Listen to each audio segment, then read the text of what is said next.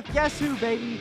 More pressures from him than TJ Watt since week 6. Let's see if we can get a Trevor Lawrence interception while you mention your buddy. Maybe jinx it. Trevor Lawrence over the middle, complete. It's picked off. He did it. We called it.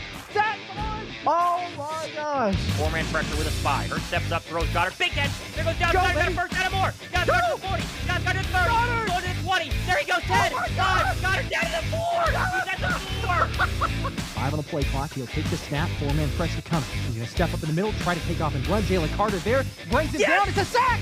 He fumbles the football. Barkley, right side. There he goes. Go. Go. Come on. Yes. Let's go. Saquon. There you go. You got it. You got it. You got it. Ah, you gotta do it. Oh, my gosh. And it is intercepted! Yes! Reflected jab! It goes! Yes! Let's go! No, he'll keep it right side, gonna try to get the corner of the 5. Touchdown! Jalen Hurts! Hit as he throws, but it's AJ caught! Touchdown! AJ Brown! The go route one-on-one! End zone, that's gonna be... McCarthy! There we go. How about that intro? I like that. How we doing? That's fun. Very fun. I'm ready to roll, Josh. How about you? I am ready to roll. It's been a little bit of a rough week. I know people heard about the flu game and everything else. We're a little bit beyond that, but the family, the household, everything. Well wishes for everybody. Hopefully, stay safe, stay healthy. Would not wish this on anybody, but happy holidays. The Eagles are playing again, and meaningful football game, even though not as much for Dallas. It is Dallas, and as always, you want to beat them there, but it's a chance to win the NFC East. Didn't expect it to be with Kenny Pickett, but Thomas, we got a New Jersey native, a guy who grew up an Eagles fan. I mean, if you want a spot start, you want to have your first official start as Eagles quarterback, it doesn't get much better than wearing Kelly Greens against Dallas to win the NFC East. Yeah, we've all seen the pictures of Kenny Pickett, like you said, a true Eagles fan, basically from the time he was 6, 7 years old. What more would you want an Eagles fan to do than beat the Dallas Cowboys to secure the division, secure the 2 seed, and technically, Josh, we'll be scoreboard watching later on today, stay alive for the 1 seed. Green Bay wins today, Detroit loses on Monday night. Things could get interesting next week. We'll keep an eye on that as the day goes on. Lots of interesting things to get started with, Josh. I think inactives and injury news is really where things get interesting. There you go. Yes, we could start officially with the inactive news. By the way, as I'm getting there as well, I saw a couple comments. Yes, the stash has been shaved. Obviously, that's right. Been for a little bit. They lost because of the loss. It did have to take place. So maybe we'll start some other streak or trend of something as we get rolling into the playoffs. But for the inactives, there were. Let's see if I can get that. There we go. Finally, for the graphic, we've got Jalen Hurts, which is not. Unexpected. We saw that coming from a mile away for the entire week, but official with Jalen Hurts out. So Ian Book is inactive, also the third quarterback. A little bit interesting, but with the emergency factor there, he can come in because they signed him to the active roster. So a little shuffling on that side. Nakobe Dean was probably the biggest surprise coming out of Friday, and the doubtful from Friday's practice, not going to play, an abdomen injury, and Oren Burks is going to be the one to start there. Thomas, the Eagles have known about Jalen. I mean, probably, kind of, they were hopeful, yes, but feeling like Kenny Pickett was going to start. Nakobe, I don't know, a little bit more of an unknown. Is this any concern at all? I know the immediate thought is Zack Baun, but any concern at all with Nakobe Dean being out, Green Dot now being with Zack Baun? Well, there's always a concern because Nakobe Dean has been a fantastic linebacker this year. You asked me, 8 months ago, I'd say no big deal if Nakobe Dean was out. Now it is a big deal, but it's not a very good running football team for the Dallas Cowboys. And so if you were facing Derrick Henry, if you were facing, Jonathan Taylor, some of the other better running backs in the National Football League, the Dean loss could be a little bit bigger. Not necessarily massive, but I think Oren Burks has had enough snaps so far through the course of the regular season, in and out with, Dean getting a stinger here, playing in the fourth quarter of some blowout football games. He should be just fine. Nope. I think you're muted. It changed whenever I went to the new there you screen. Go. Okay, there we go. Deuce Vaughn is one of the inactives. We've got TJ Bass and a couple others as well. Not a whole lot of huge surprises for the inactives on this side now, but earlier in the week, the CeeDee Lamb news, You wondered, was he going to play? He was gutting it out through a shoulder injury. This team beat the Tampa Bay Buccaneers. I mean, people realize that, but you beat them by 2 points. A game that a lot of people, I think, expected Tampa's just going to go in there and roll. Tampa has everything to play for. Dallas does not. They've already got injuries, Cooper Rush. But this Dallas team can't be slept on, even though they don't have CeeDee Lamb. But, they've been fighting tooth and nail towards the last into the 5 weeks, 4 wins in their last 5. But it feels like, that the CeeDee Lamb loss, there's just not enough firepower for this. Like, how in the world is this group, and I don't want to jinx it again, so I'll say that, knock on wood, but how does this group put up enough points to really challenge the Eagles today? Do you see there's any way for them to do that? Well, Brandon Cooks, obviously, still a receiver. He's come on the past couple of games, especially during, winning the 4 of their last 6, as you mentioned. Kevontae Turpin is something interesting to watch today. One of my underdog picks we'll get to here. Not going to be shown, but I do have him scoring a touchdown as somebody receiving the football who could actually go ahead and score. It's a tall task, Josh, and it's going to be a real big bounce-back week with the Philadelphia Eagles. Their goal today is very simple. Win this game, make sure it's comfortable, and hope you don't have to play your starters late into the 4th quarter because you need to be healthy as well coming out of this game. So let's just hope that Dallas is, as we'd expect, not so great without CeeDee Lamb. Absolutely. And I think that it's going to happen. So there's a couple areas where we can, have this emphasis. And you mentioned Underdog, so shout out to Underdog. Scan the QR code, use code Philly Special. Appreciate the sponsorship there.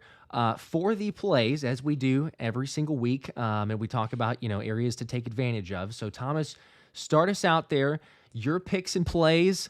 You had a couple, but we're going with kind of the first, maybe the most realistic or the easiest, best chances to hit for both of our sides. But what you got? Yeah, I got a little 5X here. Saquon, I'm going to go longest rush over 20.5, I think, or higher, I should say. That feels like a given. He was really good against the Dallas Cowboys a couple of weeks ago. A little bit of an interesting second half with Kenny Pickett last week. Are they going to get the running game going more so throughout the game today? I think he breaks at least 1. Cooper Rush is going to take at least 3 sacks. I'm higher than 2.5 today. Kenny Gainwell, I'm on those rushing stats. First half rushing higher than 6.5 rushing yards. That's 1 carry. That's all we need. And then Grant Calcaterra, first half receptions. He just has to catch 1. That's still going to be the hardest one for me, but maybe him and Kenny Pickett have a little more rapport, I should say, being the fact he is normally the number 2 tight end when Dallas Goedert is healthy. There you go. I like that. You do love the Kenny Gainwell picks. Can't stop it. It's credit to you, though, but it's been pretty dominant. Matt Johnston with the troll here says Rico Dowdle is better than Saquon. Okay, Matt. We appreciate you nonetheless. There's lunacy as always, but still appreciate it. The other play that I'm going to show up here as well is so Saquon. I agree. You got to take Saquon for something, right? Yeah. Against this Dallas Cowboys defense, as you said, still they're going to probably focus on it quite a bit. About 3 minutes away from kickoff, by the way, so we will have that. But I'm taking Saquon over 22 rushing attempts. So okay. Take that. It feels like you got the record that it's slightly within reach. It's going to be slightly. If you win this game, then it's probably not. I know some people hated that on the video that I did recently. Like, oh, stop hating on him. I'm not hating. I want him to get the record. But if you win today, you're not going to run him 25 times next week. Right. You may not even play. So right. 22.5 over rushing attempts. I got Jake Ferguson over 3.5 receptions. CeeDee Lamb's out. I don't know who else besides, you said Brandon Cooks, but Brandon Cooks, Jake Ferguson, that's where the ball's going to have to be thrown to him a decent amount. DeVonta Smith, I'm taking over 45 receiving yards. Okay. I think that, if Dallas is stacking the line of scrimmage, trying to do what Washington did, DeVonta gets an opportunity to make amends for the drop pass last week. I know we don't want to mention that, but still. And then A.J. Brown, I'm going to take the anytime touchdown score for him. I thought about flipping maybe those two, take the anytime for DeVonta and the yards for A.J., but AJ's he's unreal in the red zone. And Kenny Pickett targeted him 15 times last week. I would be surprised if it's not another 15 targets today. Yeah. So I'm going to go anytime touchdown for AJ Smith or AJ Brown. Okay. So DeVonta Smith, AJ Brown should be a decent day. We'll see what Kenny Pickett can do. We do appreciate all you guys watching. Again, we're almost up to 1,000 already. Hit the like button if you haven't. We got a couple super chats I want to make sure and hit before we get to the kickoff. Just a couple minutes away here. Hertz News with a 2 said, hey, how are you both doing today? Well, doing great. Ready for a win, right? We're coming off a loss. We hadn't felt a loss in 10 weeks. Kind of feel like, see what it feels like to win again. That's the goal today. Yes, it felt unusual because we had just gone so many weeks of like, all right, hey, you know what? But it's a way to refocus, reset, get right back on track. Get some guys healthy. Bryce Huff, Yep. we should mention too, is in the lineup, so maybe he helps contribute to your over 2.5 sacks. Maybe not. Some people disagree, but we do appreciate that. Hurts news doing better. Like I said, I'm probably like 70% ish from the flu game, but we're much better than a couple days ago felt like death. So we're here and present. Ryan with a 5, appreciate it. Ryan said, let's see, how is everyone? I guess in the link right now. Let's go get this dub. Oh, okay. There you go. I guess he's at the link. Oh yeah. Okay, not a better place to be then. Gotta like that, huh? Game. Heck yeah. And then Brandon Martin with a 2 said, I shaved my head again for good luck. Okay. Go Birds. Okay, yeah. Tell Nick Sirianni to do the same, right? That should have been the first thing he did after the loss last week is reshave that head. Maybe he'll do it for the playoffs. How about that? He really needs to. Yes, I totally agree. Brandon, shout out to you doing your part. We appreciate everybody as well. There we go. There is almost getting here close to kickoff. Look at a couple other areas here. Let's hear the score predictions. I've seen a couple of those already. It doesn't feel like I've seen any, honestly, really even close predictions. There's the closest one so far that I saw, I think, was like a 17-13, maybe a lower scoring. I can somewhat understand. Actually, Kristen Romaniello says 27-24, Birds win by a field goal. Okay, that's pretty close. It's a little bit dicey. Let's hope it's not that close. I feel like it'll be a little bit closer, or a little bit more of a win for the Eagles than coming down to the wire like that. But I guess you never know. Speaking of field goal, I'll just mention this as it's probably appropriate for talking about getting to the kickoffs. But Jake Elliott was seen warming up. Yep. Getting kickoffs in. For kickoffs, yep. So was doing that in practice, and it looks like finally, hopefully, does that change or impact things for long-distance field goals?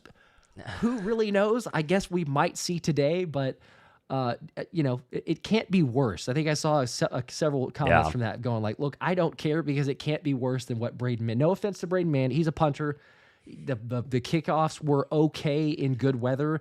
Now it's going to be a little bit of a, not an equal level playing field because today is like 62 degrees and zero rain, not a lot of wind. But still, it's Jake Elliott. So I'm like, all right, I like to see that out there. So who knows? Maybe it makes an impact. See a 30-20 here from Brian Westbrook. Joseph Mina, 35-14. There's some bigger ones. Waffle says 24-23. That's pretty close. I'm at 27-17. I think the Birds win by 10 in that kind of area, but I think the offense might struggle a little bit. I don't know if I'm fully sold on the idea the offense is going to be, go on without a hitch. The strength of the Dallas Cowboys right now is that defense. It's not fantastic, but it's playing better. And we'll see. Kenny Pickett has a lot to lose today and a lot to gain. He plays well. Maybe a fringe starting quarterback job, a quarterback competition somewhere around the league could be real possible next season. There we go. It is officially Jake Elliott kicking off, by the way, so I do see that. So okay, I might need to restart my screen here because I am on a commercial right now. I'm still in commercial, by the way. No, I was just saying that Zach Berman tweeted and said it's officially Jake Elliott. He'll be kicking it off, which I assume means that the Eagles will be kicking it off if he's tweeting that. I don't know if he's lining up for it. Coin toss. But we should be very close. So I'm very similar, by the way. I've got 23-13 Eagles, so a 10-point spread. I would love it. Hey, if it's like 35-10, like Kenny Pickett goes out there, throws 300 yards, that'd be nice. Touchdowns, offense just dominates. That's fantastic. But yeah, I'm just like a little skeptical. Slower pace game, defensive, grinded out, run away with it late. We'll see. Fred Justin says, "Hey guys, watching from Arkansas again. Never miss your show. Love it." There you go. Appreciate that. All right, well, I'm back. I got Nick Sirianni putting his headset on, rocking those really sweet Kelly Green hoodies here. Philadelphia, as you know, I don't have to tell you, Kelly Green jerseys, Kelly Green helmets, and they're going with the gray pants. Cowboys, white jerseys, silver helmets, and silver pants, blue socks as well. Devontae Turpin is going to be your kick returner as we're getting ready for another 1 o'clock kick here in Philadelphia.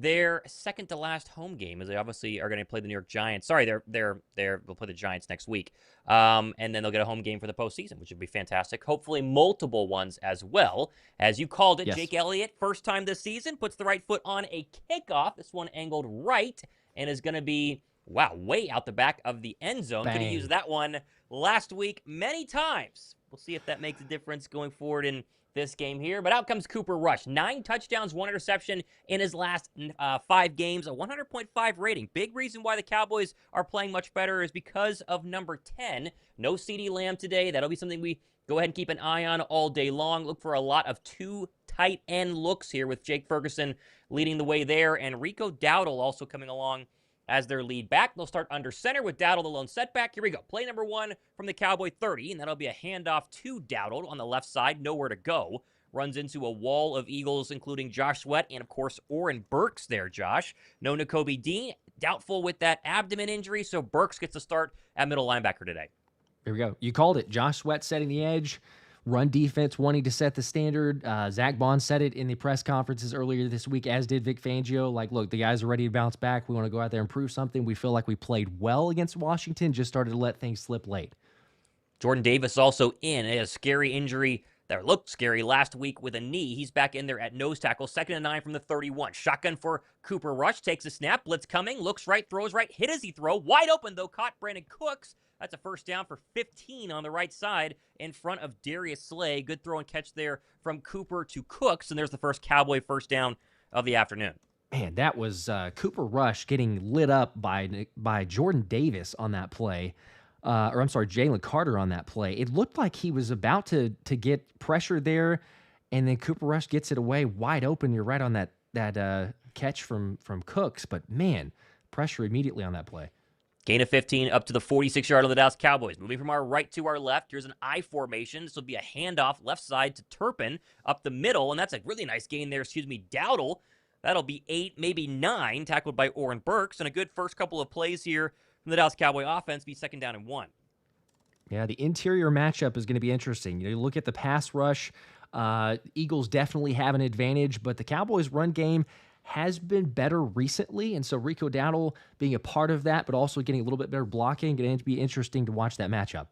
They're lining up again in the I formation with a fullback 2 receiver set. Dowdle the lone back behind him. Here's a handoff to him. He gets hit, but he's going to fall forward and have a first down. That was Milton Williams, and so there's 2 first downs on the first 4 plays of the Dallas Cowboys opening drive, and they're approaching Eagle territory here with 12:59 to go here in the first quarter. Zack Baun broke through that time, actually had an opportunity to bring him down for a loss and just missed the tackle. 1st and 10. Dowdle's got 3 carries for 12 yards. Cooper Rush is 1 for 1. This next snap will take place inside Eagle territory at the 43-yard line. Rush under center. Lone setback is Dowdle. 3 receivers top of the formation. Play action. Cooper rolling right. Throws caught, and that's going to be Turpin, who slides out of bounds there, pushed out by looked like Cooper DeJean, and that'll be a gain of 7. That'll be 2nd down and 3. So far, Dallas looking pretty comfortable. They're very on time. A lot of different play calls here. Everything's scripted, for the first drive, but so far, not a whole lot of being thrown off of what they want to do. Jalen Tolbert checks into the game. He's slot to the near side. He had 2 catches and a touchdown in last week's win on Sunday night versus Tampa. Here's a 2nd and 3 from the Eagle 35. Shotgun. Rush with Dowdle to his right. Rush calls for the football. Blitz coming onto the left side. Rush is going to load up and go deep. Brandon Cooks left side, incomplete off his hands. Good coverage there from Quinyon Mitchell. That would have been a catch inside the 5. We have our first 3rd down of the game coming up. 3rd down and 3, but not shying away from Quinyon Mitchell in this opening drive. And you'd love to see an interception at some point. Didn't see like Q would have been able to make that, but you can't get much closer. He's got a hold of Cook's jersey on the middle, but, it's not really obstructing anything there. All right, here's the crowd getting loud for the first time today. 3rd and 3. The Cowboys are 25th in the NFL on 3rd down at about 36%. Here's a shotgun play from the Eagle 35.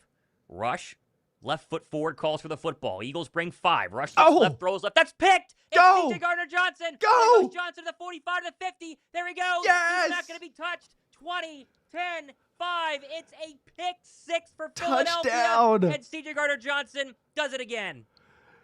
Let's go. You called it there, CJ, on the money. Coming up in the slant route, can read it all the way. Cooper Rush either doesn't see it or for some reason thinks he can get that in there before CJ does. Jumps the route, makes a great play. I mean, that is incredible. Incredible play. Way to get it started after the defense was the bend but don't break. We see a lot of times. Pick 6 from number 8. Philadelphia's first pick 6 of the season. CJ Gardner-Johnson leads the team in interceptions, And remember, Josh, he got ejected from that loss last week versus the Washington Commanders and called it, in his own words, BS. He said he didn't say anything. They threw him out for words as the extra point is up and good. And he gets some revenge on, let's say, the Dallas Cowboys today. 7-0 Philadelphia. And this is about as perfect of a start as you could hope for in a must-win NFC East game for the Philadelphia Eagles to make things really simple going into Week 18 next week. How about that? Exactly what we wanted to see, baby. Right there. I saw some comments. I understand there's a little bit of nervousness, some anxiety. The defense letting Dallas kind of march down the field methodically, but it's an opportunistic defense. I know it's like the double-edged sword. You saw it against Jayden Daniels. You have 5 turnovers or 5 takeaways, but you also give up 5 passing touchdowns. This defense, though, they've figured things out. I think Fangio's proven it. Like, hey, sure, you have a little bit of something that went off or went awry. You're going to fix it. But you love to see that this is not in years past, certainly last season as well. Go back to the Bucs game. It's soft, bend but don't break, but just take whatever you want. And it's not that. They adjust. They come up to the line of scrimmage. Like that slant over the middle last season or even pre-bye week was just, hey, there you go. Completion for first down. We'll tackle you afterwards. It's like, nope, CJ recognizes it, comes up. Like, if you want to throw it, fine, but I'm going to take it back to the house. So, heck yeah. It feels good to get an interception for a touchdown, too. Like you said, first pick 6 there. Big time. Pretty rare. I also, not pictured in the pregame, have an underdog 3-person parlay, or a pick'em, I should say, and one is a Gardner Johnson pick. I need a sack from, I think it's Josh Sweat, and a sack from, who is it? Micah Parsons, and we'll get a little 3 for $73. So didn't put enough on there, but we okay, might be off to a good start. We'll see. Not a bad. That's exactly what you need to happen to start out. Let's go. Yeah, there's a. Oh, go ahead. I was going to say, it just felt like Gardner Johnson against the Cowboys is almost a guarantee. And against Cooper Rush, historically, that's been absolutely fantastic. He's had, 3 now in all 3 games that he's played against Cooper Rush, especially going back to 2022? Not bad. Not bad. Got a history there. That's for sure. The dogs love it, I think, if you can hear them in the background. Existence with a 5. I didn't see a comment, but we do appreciate the support. Thank you. Thank you for that. Devin with a 5 also says, I was wrong on who picked it, but I still called first touchdown as a pick 6. Go Birds, baby. That's true. Hey, that is true. Close enough. I did say close enough. Predictions on who would score the first touchdown. So would be giving away any Eagles jersey of their choice. So I'll be drawn for that at the end of the game as long as the Eagles win, but we will see there. Jasper with a 2 says, crazy how big of a development CJ has had this year. Mm-hmm. Much improved from week Much 1, improved. 2, 3, 4. Sam Lewis with a 5 as Jake Elliott kicks it again almost completely out of the end zone, but enough for a touchback. Sam Lewis with a 5 says CJ here to make a statement after that ejection last week. There you go. Yes. Yep. Sure seemed that way. That was the last pick 6, or the first pick 6 since week 17 of 2023. The Cardinal disaster. That was Sidney Brown. A couple minutes later, he tore his ACL, and the Eagles would lose that game and basically kill any hope that we Eagle fans had of a deep playoff run. But that is a very fun pick 6. And now the Eagle defense, after Gardner Johnson gets a little puff of oxygen on the sideline, back out there, Josh. Got to wait to see Kenny Pickett. Here's drive number 2 for Cooper Rush. I think a lot of runs maybe to start this one. From the 30-yard line, Rush under center in a hole down 7-0. It is a Dowdle run off the left side, bounces it to the right, and he gets about 3, maybe 4. There's Erwin Burks, another tackle, as he's going to be very active today in for the injured Nakobe Dean. And Josh, we mentioned what's at stake today, right? You win, you are obviously the NFC East champs. That is the first goal every single team has, is win their division when they start mini camps in the offseason. Obviously, a win today secures at least the 2 seed. A win today also technically keeps you alive for the 1 seed, at least for a couple more hours until the Vikings and the Monday Nighter with the 49ers, of course, playing against the Lions. Here's a 2nd and 7 run, and that's going to be pretty good there from Kevontae Turpin. That'll be a first down off the left side. He gets exactly 7. They're running the football pretty well early, Josh, and a fresh set of downs as they go hurry up now for Rush in this Cowboy offense. Oh, wow, no, 3rd and 1. They actually called him short. They're going to sneak it with Rush and get it. So there's your first down. Little delayed, but there's the first down.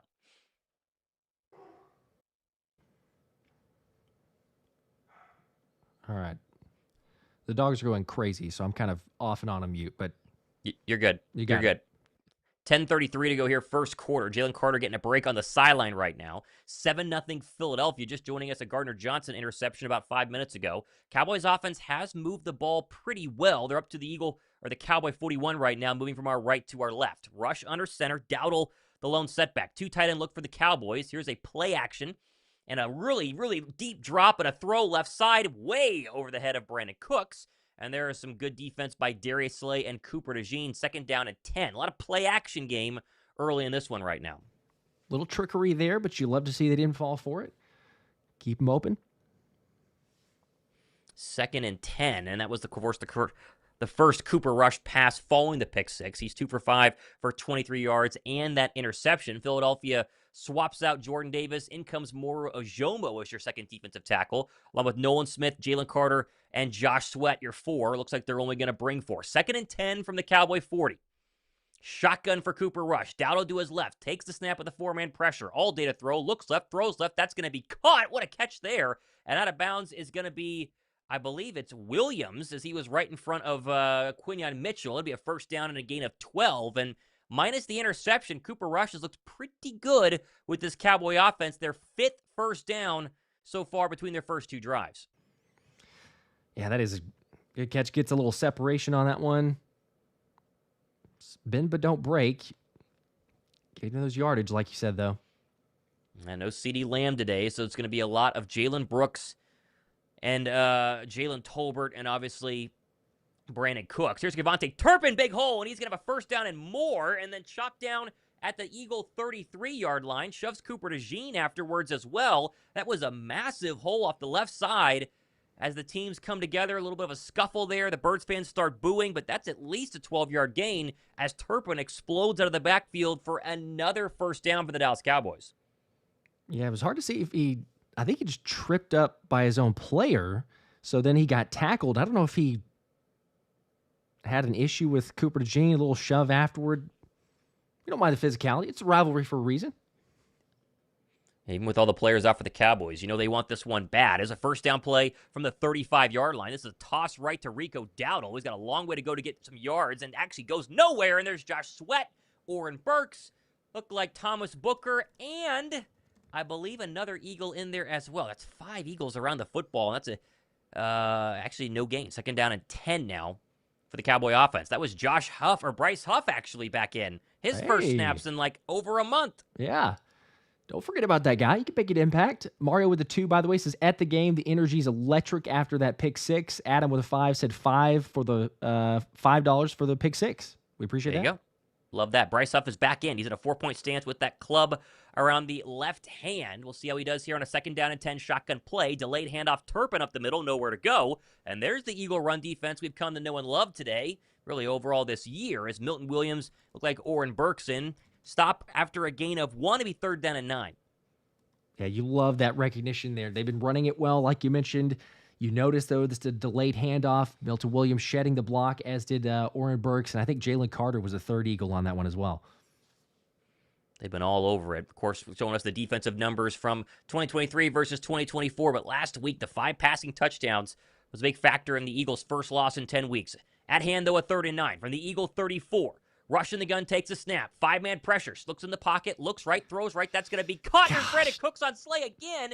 And he's going to be inside the Eagle red zone. That's at least 15. There is a flag. It's going to be a hold on the defense. It won't matter. Oh, my gosh, yeah. Oh, and maybe a hold on the offense, actually. Hang on. Nope. Cooper Rush is saying it's on Philly. It is. They're going to get Darius Slay on a hold, and he gives up the reception. And there is Brandon Cooks today, Josh. He's cooking this Eagle defense right now. Yeah, you know, I don't know if it's... He got beat. I don't know if that's necessarily a hold on Slay too much, because Cooks uses that to get leverage. You wondered as we saw it, it was a little bit late, but Slay was stumbling. Either way, I mean, he got beat. It was going to be a first down, but not the best coverage there. That is the 21st catch for Brandon Cooks on the season. Ball at the Eagle 12. Rush goes under center. Turn give to Dowdle up the middle. Big gain there. He's going to have at least 6, maybe 7, down to the Eagle 5. and they are inside the Bird red zone, Josh. So the first opening drive of the game went to Dallas. They threw a pick six to Gardner Johnson, giving the Birds the lead. The problem is the Eagle offense has not been out there for a minute so far. They have 0 total yards, haven't touched the football, and I think you're starting to see a little bit of wear and tear on a gassed Eagle defense. See if they can hold in the red zone, though. 2nd and 3. They can get a first down at the 2 officially. 6:34 to go opening quarter. Rush under center. In comes Zeke Elliott is your lone setback. Rush takes a snap. Turn give Elliott up the middle. Spins out of 1 tackle. There's Jalen Hunt. What a stop. There we go. Morojomo got there first. It's a loss of 3 as Hunt cleaned it up. It's going to be 3rd down and back him up to 6. Let's see if the Bird defense can hold in the red zone here. That's a good, explosive play from Morojomo. Yeah, you called it there. Able to split through. Cooper Beebe not able to get it. The Cowboys center and Morojomo splits, able to get his hands on Elliott first. And Zeke does not have the same juice, as we all know, that he used to. So that's going to be wrapped up pretty quickly. Here comes play number 19 on offense for the Dallas Cowboys. A 3rd down and 7 from the Eagle 9. They can still get a first down at the 2. Rush is going to go empty 5 receivers. Takes the snap in a 3-man rush. Step in the pocket. Looks across the middle. Fired incomplete. It's batted down. There we go. Nolan Smith got a hand on it. There is a flag, and I think it's in the Eagles secondary. I think it's on Philadelphia. Oh, gosh. Please no. Waiting on the call here. They're going to get a defensive holding, and they're going to get Oren Burks, and that's going to be an automatic first down. Philadelphia had to stop there. Oh. Doesn't matter. 1st and goal now for the Dallas Cowboys.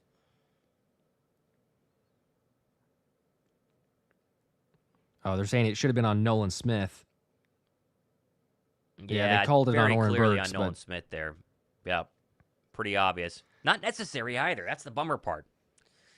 Either way, 1st and goal. 5:42 to go here in the opening quarter. Ball officially at the 4.5-yard line.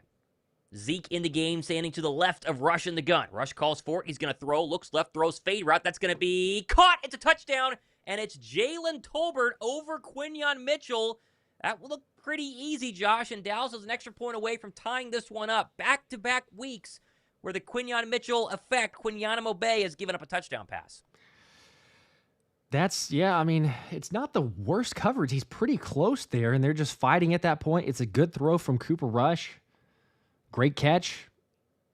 But, man, you despite the turnover, the pick 6 for C.J. Gardner-Johnson to start off the scoring, that is it's a good drive from Dallas, but it's just one of those from the Eagles. But that time they broke, and you just slowly let him march down the field. Comes the extra point, up and good. And we have a tie football game here. That's 6 passing touchdowns yielded by the Philadelphia Eagle defense in the past 4.5 quarters. Someone pinch me. It doesn't feel real. They have been exceptionally bad through the air, and no difference here so far early in this Cowboy-Eagle matchup as we go to commercial break. Man, that was not good at all. Not good. I don't know what to say. You kept thinking, like, okay, there was an opportunity, but it's a combination of the defense not being that great for the passing, but then you allow a run here or there, and then the penalties. Because if you'd stopped it on the incompletion, if Nolan Smith hadn't held, I mean, you're perfectly fine. Checking on some other NFL scores in the 1 o'clock hour right now, Josh. Bills up 7-0 over the Jets. Buffalo basically locked into the 2 seed with a win today. They're a very similar situation as Philadelphia. Raiders 3, Saints 0 in a battle for draft position early in the first quarter. Colts 3, Giants 0. Be shocked if Dallas or if the Giants actually try and win that game, as they are desperate to get Shedeur Sanders in the number 1 overall pick. Panthers, they're playing much better. Philadelphia knows that. 7-7 against the Tampa Bay Buccaneers, who are in a must-win situation. And the Jaguars-Titans, rainy matchup in Jacksonville between 2 3-win football teams. It's 3-0 Jaguars. Not a lot of important games that are happening in the early slate, minus the Philadelphia Eagle one we're watching right now. Not too many. Not the best, best dominant offense. Although people, for fantasy implications, there's some that are still out there. So good luck to those. Very true. Christian Tivis, by the way, with a 2. Appreciate that. Says, you think Elliott doing kickoffs again will help his field goals? I don't know. We're going to find out. Hadn't kicked one yet, but we're going to find out.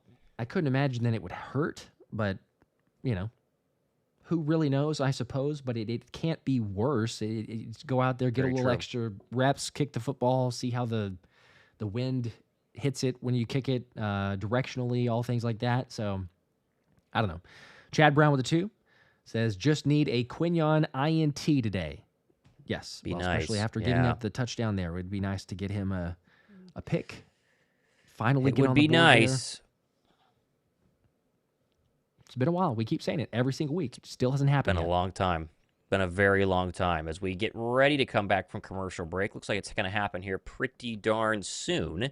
7-7 Philadelphia, and we're finally going to see the Eagle offense, Josh. It's weird that it's been that long, but it's what happens, I guess, on a pick six turnover. Canucks breaks with a 2. Says this is going to be a tough game. Lord have mercy. Could be. Let's hope not. It really depends what the Eagle offense is going to look like because Cowboys have 19 total plays on their first 2 possessions, Josh. And they look pretty good. Eagle defense scrambling a little bit as Brandon Aubrey kicks this one away, angling right. It's actually returnable. There's our boy Isaiah Rodgers from the 3. Rodgers to the 10, the 20, 25, makes a man miss. Sorry, this is actually Kenny Gainwell, and he's going to be tackled across the 35 to the 37. I saw the 4. Didn't look for the 1 or the 3. That's a nice return there from Kenny G. It'll be the first time we see Kenny Pickett, starting quarterback for the Philadelphia Eagles, in that Kelly Green number 7, 14-10 as a starter. And he's going to have some good field position, Josh, starting at the 37-yard line. Here we go. How does the Eagles offense respond or answer? First scripted drive here. It's been 5 minutes left in the first quarter. Didn't expect that, but we'll see. 2 tight end look. They got Uzama and Calcaterra in pistol formation. And we have a blown whistle here and a flag. And so potentially a false start for Philadelphia. So a little shaky, and here comes the call. It is a false start. They're going to get Landon Dickerson, the left guard. And so there's a 5-yard penalty, and Bird offense is off to a slow start here, at least on their first play. Lovely. We're all right. Just a couple more yards. Now 1st and 15, ball back at the Eagle 34, moving left to right. They change up the formation here and go Pickett in the gun. Saquon Barkley well in the MVP race to his left. Let's see who gets the first touch. It will be a pass as Pickett's going to throw way over the head of A.J. Brown, trying to find a slant there, and that is incomplete. And so trying to get 11 going early to no avail, 2nd and 15. Well, you knew there would be targets to A.J. Brown, so first play of the game, not a surprise. As you said, though, Thomas, that was airmailed by about 5 feet over AJ's head. All right, here we go. There's a good stat. Philadelphia with anyone but their starting quarterback, 4-11-1 all time. Here's a pistol 2nd and 15 play action play as Pickett rolls to his left, still rolling, still looking, still throwing, and now he's going to tuck it out of bounds. That did not look good. And here comes a very fast 3rd and 15, Josh, for an Eagle team that just needs to win one game in their final 3 to win the NFC East, and failed to do it last week and very early, but so far it's not been great on either side of the football. Yeah, long game, long way to go. Got to get Kenny in a rhythm, and I know that's what you could say for any quarterback there. I don't love the scroll out to the opposite side or the roll out to the opposite side on his left. He faked to run it there. No one's going to buy that. The rib injury, the extra flak jacket protection, he's not going to take any hits. So, Dallas views him as one-dimensional. 3rd and 15 from the Eagle 34. Pickett in the gun. Gainwell motions out in the orbit motion. There's a quick pass to Gainwell out of the backfield, and he's going to make one man miss and then go forward for about 4. And so, as expected, not a lot on that 3rd and 15 play. Check it down, gain 4, and the Birds go 3 and out. They will punt with 5:04 and a running clock left in this first quarter in a tie ball game. It's hard to go anywhere, obviously, if you move backwards starting out. But the false start, the incompletion, another incompletion, made it pretty tough. Hear a lot of boos on the broadcast. Not sure what they're showing replay-wise. Did Kenny get... I don't know. They're not showing us on the actual broadcast. No. Just Greg Olsen complaining about something is what we're hearing. We're not getting anything on the actual broadcast. Can't see it. In comes Braden Mann, gets this one away from his own 31-yard line, angling out of bounds. And, that's perfectly placed. That's going to kick out of bounds at the 8-yard line. And some pretty bad field position for Cooper Rush as we have a little fight breaking out in the end zone. Looks like Sidney Brown, Jalix Hunt are going hand in hand. And if you didn't know it was Eagles-Cowboys yet, Josh, I think the boos in the background and the team scuffling a couple of times is a pretty good indication. It's pretty obvious by this point. Everybody knows. Everybody can feel it. You saw the intensity. I mean, Dallas brought the intensity with the offensive possession. So Need to respond. It was never going to be easy, especially against a rivalry like this, but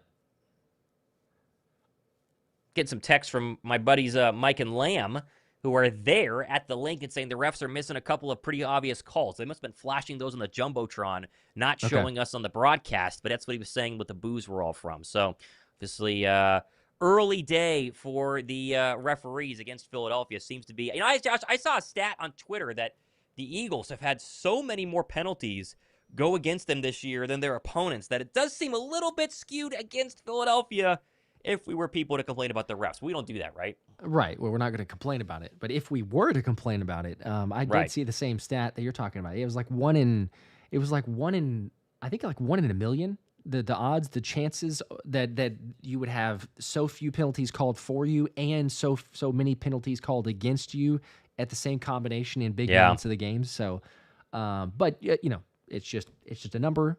We won't complain about it.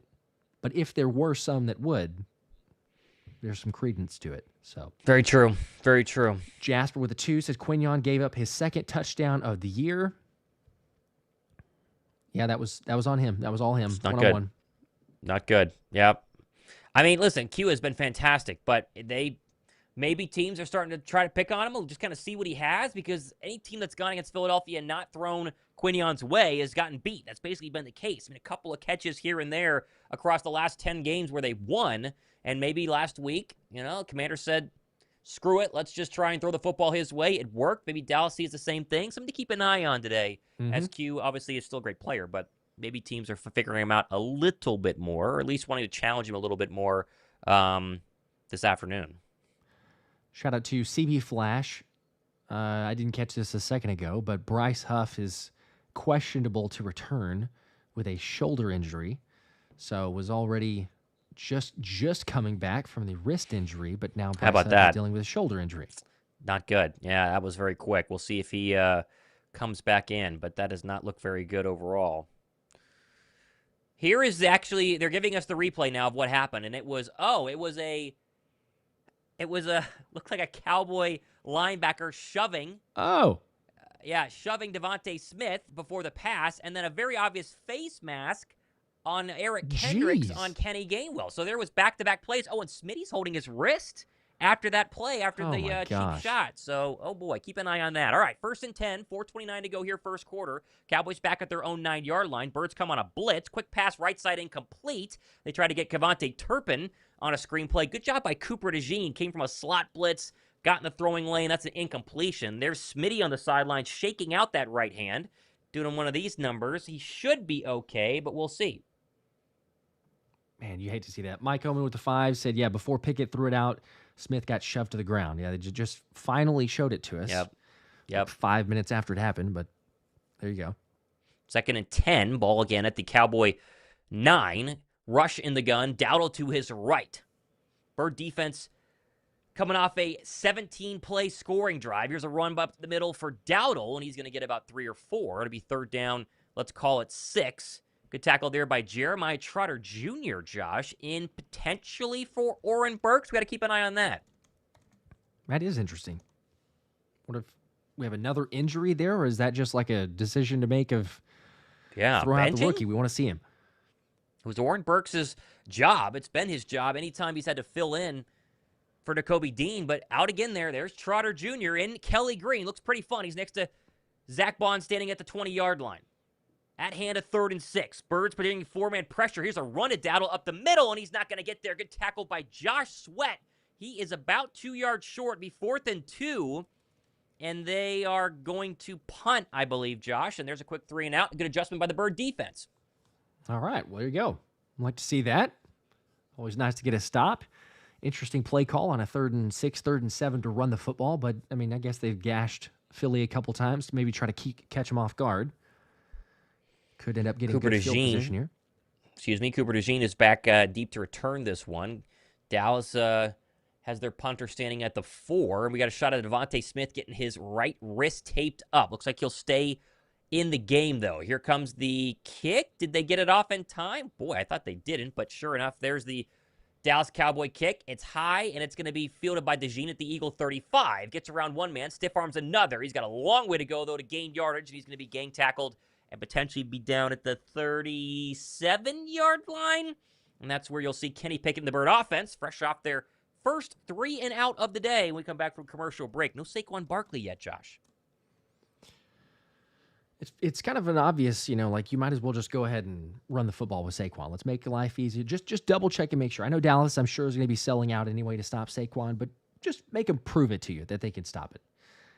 Andrew K with a 5 saying the NFL thinks we care more about Pam Oliver and her S wig than what's going on in the field. All right. There you go. We got some Pam Oliver haters in the chat right now. Some people do. Yeah, it was weird that they cut to her. I mean, they obviously had it planned to go down to her on the sideline. Also, Sure. Josh, you notice the Eagles have a new sideline reporter today.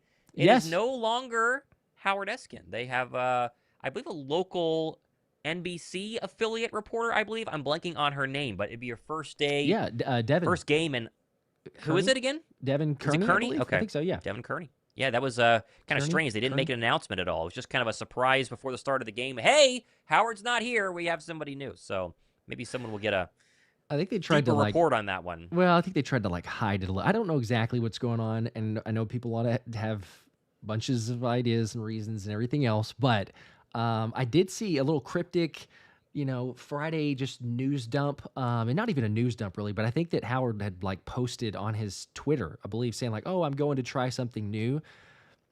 I don't know if you're the Eagles sideline reporter that you're I want to do something else. Yeah. Yeah. But he made it seem that way, to go with it. So maybe you're able to try to control the narrative. But yes, it is new Eagles sideline reporter. Fun fact, if you're watching us, you're not going to get to hear them. So doesn't make a difference whether it's Howard Eskin or anybody else. You're hanging out with us today. We appreciate you guys on that one. 2,300 people in the chat right now. Need to get some more likes. Hit the thumbs up button down below. We would appreciate that. At least the Eagle defense finally got a 3 and out. Now the question becomes, what will the Eagle offense do when they get back from commercial break? I will say, Josh, quick score check here. Giants 7, Colts 3. New York Giants are in a very tight battle for the number 1 overall draft pick, and winning today would be about the worst possible thing that they could do in order to maybe tank their chances of potentially getting Shedeur Sanders, who didn't play very well last night, although the media won't tell you that. I mean, geez, they really tried to hide the fact that they got boat raced by BYU, but that is definitely the game worth watching right now that's not happening inside Philadelphia. But either way, we come back. So, Bird offense is back out there. Is DeVonta Smith? That's the question, as we got 2:48 to go here in quarter number 2. Kenny Pickett so far, no first downs. Birds have not gained a single yard on offense, and as of right now, no DeVonta Smith. It is Johnny Wilson along with A.J. Brown. So, keep an eye on that. Saquon Barkley, the lone setback. Bird is taking the ball from the 36-yard line. Pickett under center, takes a snap, turn to give Barkley. There's his first touch and lowers the head for a gain of 2. And so with Johnny Wilson in, that would probably tell you maybe DeVonta Smith is going to be out for an extended period of time. He was still on the sideline, getting that right hand taped up after the cheap shot by the Dallas Cowboys, and he's not in there for snap number 2 of this drive. Yeah, hopefully just a little extra time required to fix it up, and he's okay. 159 yards away from 2,000 for Saquon Barkley. He's in the Wildcat right now. He'll take that snap and keep it running right side, and Barkley's going to get 3, maybe 4, and that was a pretty interesting backfield that included Kenny Gainwell, Saquon Barkley, and I believe it was Johnny Wilson back there as well. And so now we have a 3rd down and short, but 2 touches there for Saquon Barkley after 0 on drive number 1. All right. Didn't expect to see the Wildcat that early, but hey, whatever it takes to get Saquon the ball. A.J. Brown, and it is C.J. Uzomah. They're going to go with a 2 tight end look here, and a whistle has now blown, and looks like Dallas is taking a timeout. Yep, Dallas, timeout. All right. So 3rd and 3 is going to be at hand after this timeout here. They must not have liked something in terms of the alignment, but big chance for the Eagles offense to get their first down. Pickett, 1 completion, Josh. It was that dump off to Kenny G that gained 4 yards, but overall, nothing crazy. Yeah, nothing impressive so far from this first quarter offensively. Granted, they have not had the ball much, but... All right. No Jalen Hurts. He's not even on the sideline of this game. Obviously, he's still in concussion protocol, and so depending on how severe the concussion is, he could not be spotted for a couple more days after this game. Probably not playing next week unless they have a chance to take the 1 seed. Mm-hmm. But all that doesn't matter. Ball at the Eagle 44-yard line. They need 3 yards to get a first down. Pickett under center. 3 tight end look right now, with Uzama now moving back to the fullback position. Here's a handoff to Saquon Barkley. Bounces it out, and he's not going to get the first down. He barely got a yard, and now you have a 4th and 2 situation, Josh, with no push capability, you would think, with Kenny Pickett, and they're going to punt. Yes, Wow. they are. Wow, all right. Yeah, I mean, you don't have the automatic. You don't have the automatic anymore. So play the field position battle game, I guess. Do you miss Jalen Hurts yet? That's the question we were asking ourselves last week, and that is the question we will continue to ask ourselves today. In comes Braden Mann for punt number 2. The Birds get no first downs. And that's going to be a punt off the right leg of Braden Mann. This is another really, really good one, and it's going to go out the back of the end zone. And that will be a touchback, and the ball will be placed at the Cowboy 20. So Philadelphia's offense is struggling early, Josh. Penalties, runs that don't go for much, and a 7-7 ball game with the Birds' only score coming from C.J. Gardner-Johnson's pick 6 on the opening drive. Yeah, a little slow start, a little lethargic. It's difficult when the offense doesn't get the ball for so long, with the pick 6 and the long drive by Dallas. But this was the question marks coming in. The reason why, you think about score predictions and saying it's going to be not in the 30s, not just a super dominant, fast-paced, because it's a little bit more limited. I mean, we know that. The Eagles talk about having a game plan, but the RPO game, the zone read game is totally different whenever it's Kenny Pickett. You saw it against Washington. Yep. You're seeing it today. There's limited ability already, and then you add on the fact that he's got a rib injury with a flat jacket on, so he's not going to take off and run or take any hits. So, yeah, it's been the combination of that. If you're going to ask him to pass the football, you need to get him on a rhythm. But so far, and we haven't seen any sort of, hurry up. It feels like they could go there and maybe get a little bit of something going. But overall, you got an offense that does not look like they've woken up yet, a defense who's played okay. They gave up a couple drives, were able to get the pick 6, but it's I don't know, it's one of those games you don't want to end up being a nail biter, but so far you're almost 1 quarter down and you're going like, God, I don't know. This team hasn't fully gotten it going yet. They totally can. There's more than enough time. But Yeah.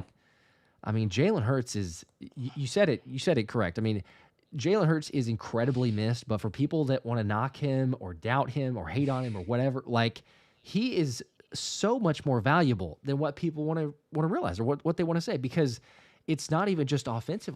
The running game is so good because of him. The passing game is good because of him.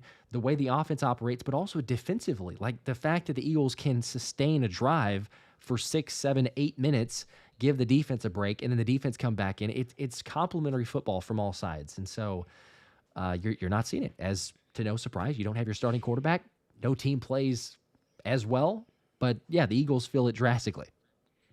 Keeping an eye on the injury news on at least DeVonta Smith. Did not play on that second drive after taking a cheap shot, hurting his right wrist. Bryce Huff, dealing with a left hand injury, came in for his first snap in over a month, and now he has gone to the locker room with a shoulder issue. And so there's DeVonta Smith on the sideline. He obviously has not gone to the locker room, but he did not take any snaps on the Birds' second possession. So 3 plays on the first drive, no yards and a punt. 3 plays in the second drive, 9 yards and a punt. And out comes Cooper Rush and the Cowboy offense for their third drive and a tie ball game from the 20. Rush under center, Dowdle behind him. They've run the football very well here, especially on first down. Here's a quick throw looking back to the right side, caught by Dowdle out of the backfield. He's going to get around the edge and still go for a gain of 8. Boy, Cooper DeJean had a chance to get him maybe a loss of 1, and instead Dowdle skirts around him for 8, maybe 9. It'll be second down and short. A couple missed tackles and opportunities, not just Cooper DeJean, obviously on that one there, but a couple other opportunities for guys that not able to bring Dallas down, and it's led to other first downs, extending drives. Got to get it together.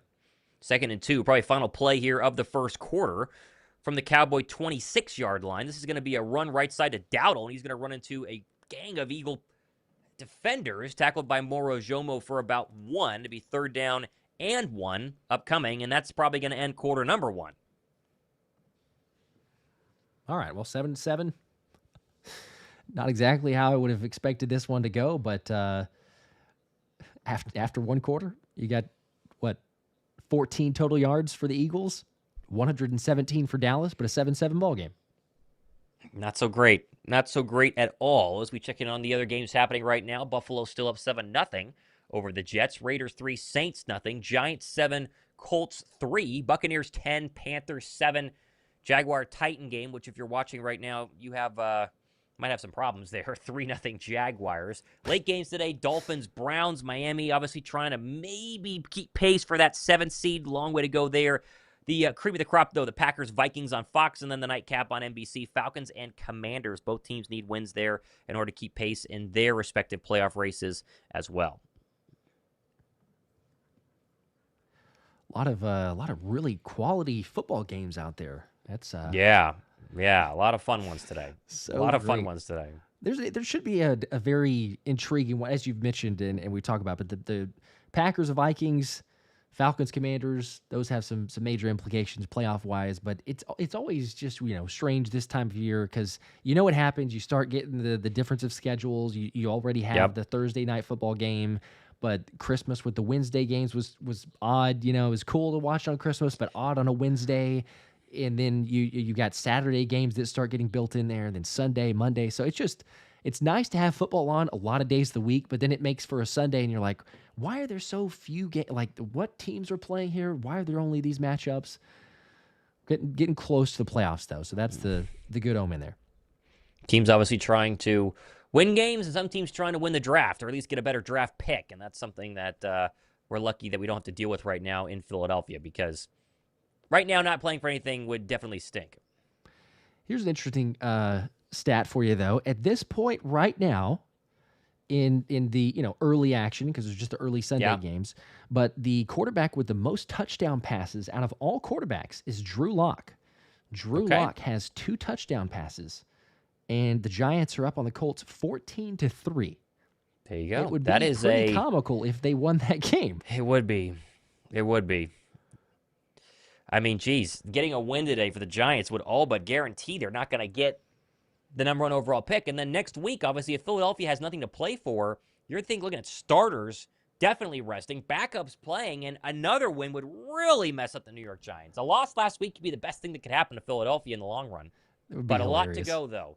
A lot to go, though, as we come back here in the second quarter. Josh, you got it. 3rd and 1. There we go. All right. Second quarter. Appreciate the 5 from Desmond, by the way. Didn't see a comment. Appreciate the 5. Appreciate it. Big 3rd and 1 here. Starting out the second quarter. Could get a big stop, but Cooper Rush in the gun. Takes the snap. Handoff. Dowdle up the middle. Has a whole first down.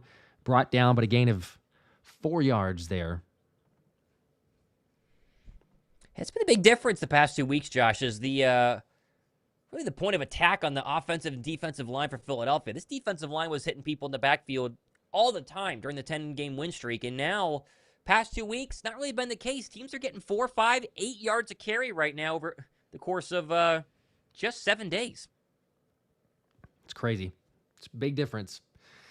Ball on the 31 now. Cooper Rush going to take the snap. Screen pass there to Dowdle. Takes the catch and gets to the edge. Tackle for a gain of 2, but there's a flag on the play, and we'll see what this one is on. This will be on Jalen Tolbert. He definitely got a block in the back on Cooper DeJean, and that's going to be a penalty that goes in the Eagles' favor for once. And that'll finally back him up, much to the rejoicement, or the excitement, I should say, and the rejoicing of the Eagle crowd to finally see something go against the Cowboys, holding on Jalen Tolbert. We could use one of those. Thank you. Oh, yeah. Very, very pretty blatant. obvious. Jeez. Cooper DeJean getting a complete hold, takedown, block in the back, whatever you want to call it. Tyler with a 10 said Eagles the least penalized team against team in the NFL. Teams have the least amount of flags against the Birds. P.S. I missed Jalen, and get KP out. JK, anyone but Jalen isn't going to work in this offense. So seems that way. I agree. Basically everything. All right, so after the hold is 1st and 20. What is this, a timeout? I can't tell what is. Did we get another timeout? They're going back to huddle right now. I didn't hear any sort of whistle. Looks like they're putting the ball in the wrong hash, and so they've moved it to the left hash instead of the right hash. So refs are all over the place today, Josh. Go figure. That seems to be pretty standard for the NFL by this point. Ball on the 22-yard line. Cooper Rush going to throw this time. 1st and 20. Left side has a man. It's complete on Quinyon Mitchell. And who is that? Jonathan Mingo. Oh, that's Mingo. Wow. Yeah. Okay, well, that's a pretty big gain there. Brings up now, instead of after a 1st and 20, you've got a 2nd and 8.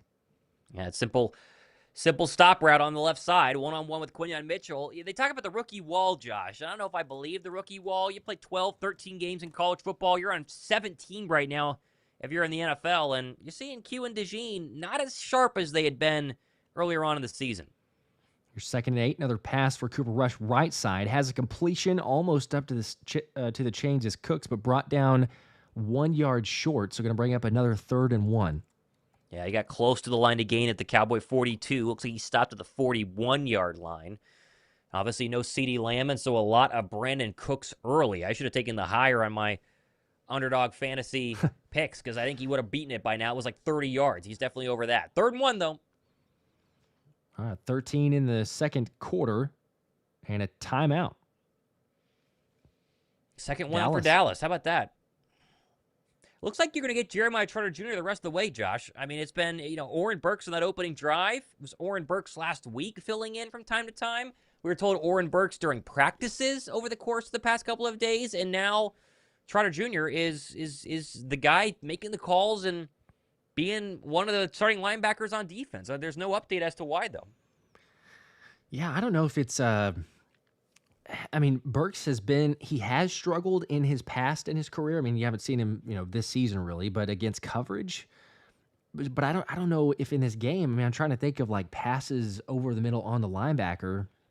If anything, it'd be more so just run defense. But I don't know if like after a drive, maybe Vic Fangio's like, you know what, forget it. Get out. We're putting in Jeremiah Trotter Jr. I don't know. It's odd. Big 3rd and 1, though. See if the Eagles can get a stop.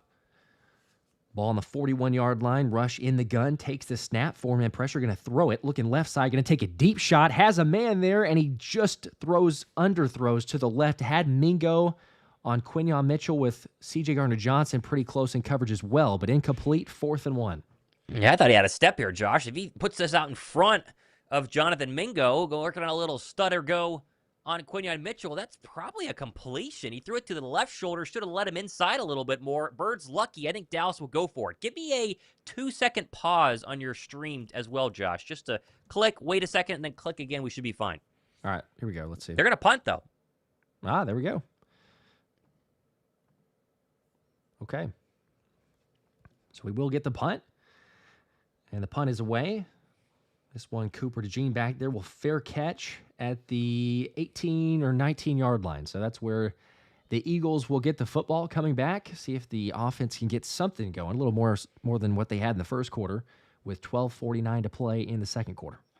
Gotta be very interesting to see how much longer the Eagle crowd tolerates Kenny Pickett. There are a lot of Tanner McKee fans I saw throughout my comment section. I'm sure you did as well, Josh, this week. And rightfully so. I tried to make the case that Tanner McKee's preseason might have been a little bloviated due to the fact he's playing against backups. And really, the 2022 preseason was better than the 2023 preseason. But there are a lot of people that think that Tanner McKee has got a better arm, a more talented arm, and can work this offense better than Kenny Pickett. And you believe it or not, the Eagle coaching staff clearly doesn't agree with that. But it'd be very interesting to see if the Bird offense continues to struggle going into halftime if changes would be made. Tanner McKee said he's always ready for his name and number to be called, and he's just one play away from being the starting quarterback of a 12-win Eagle team.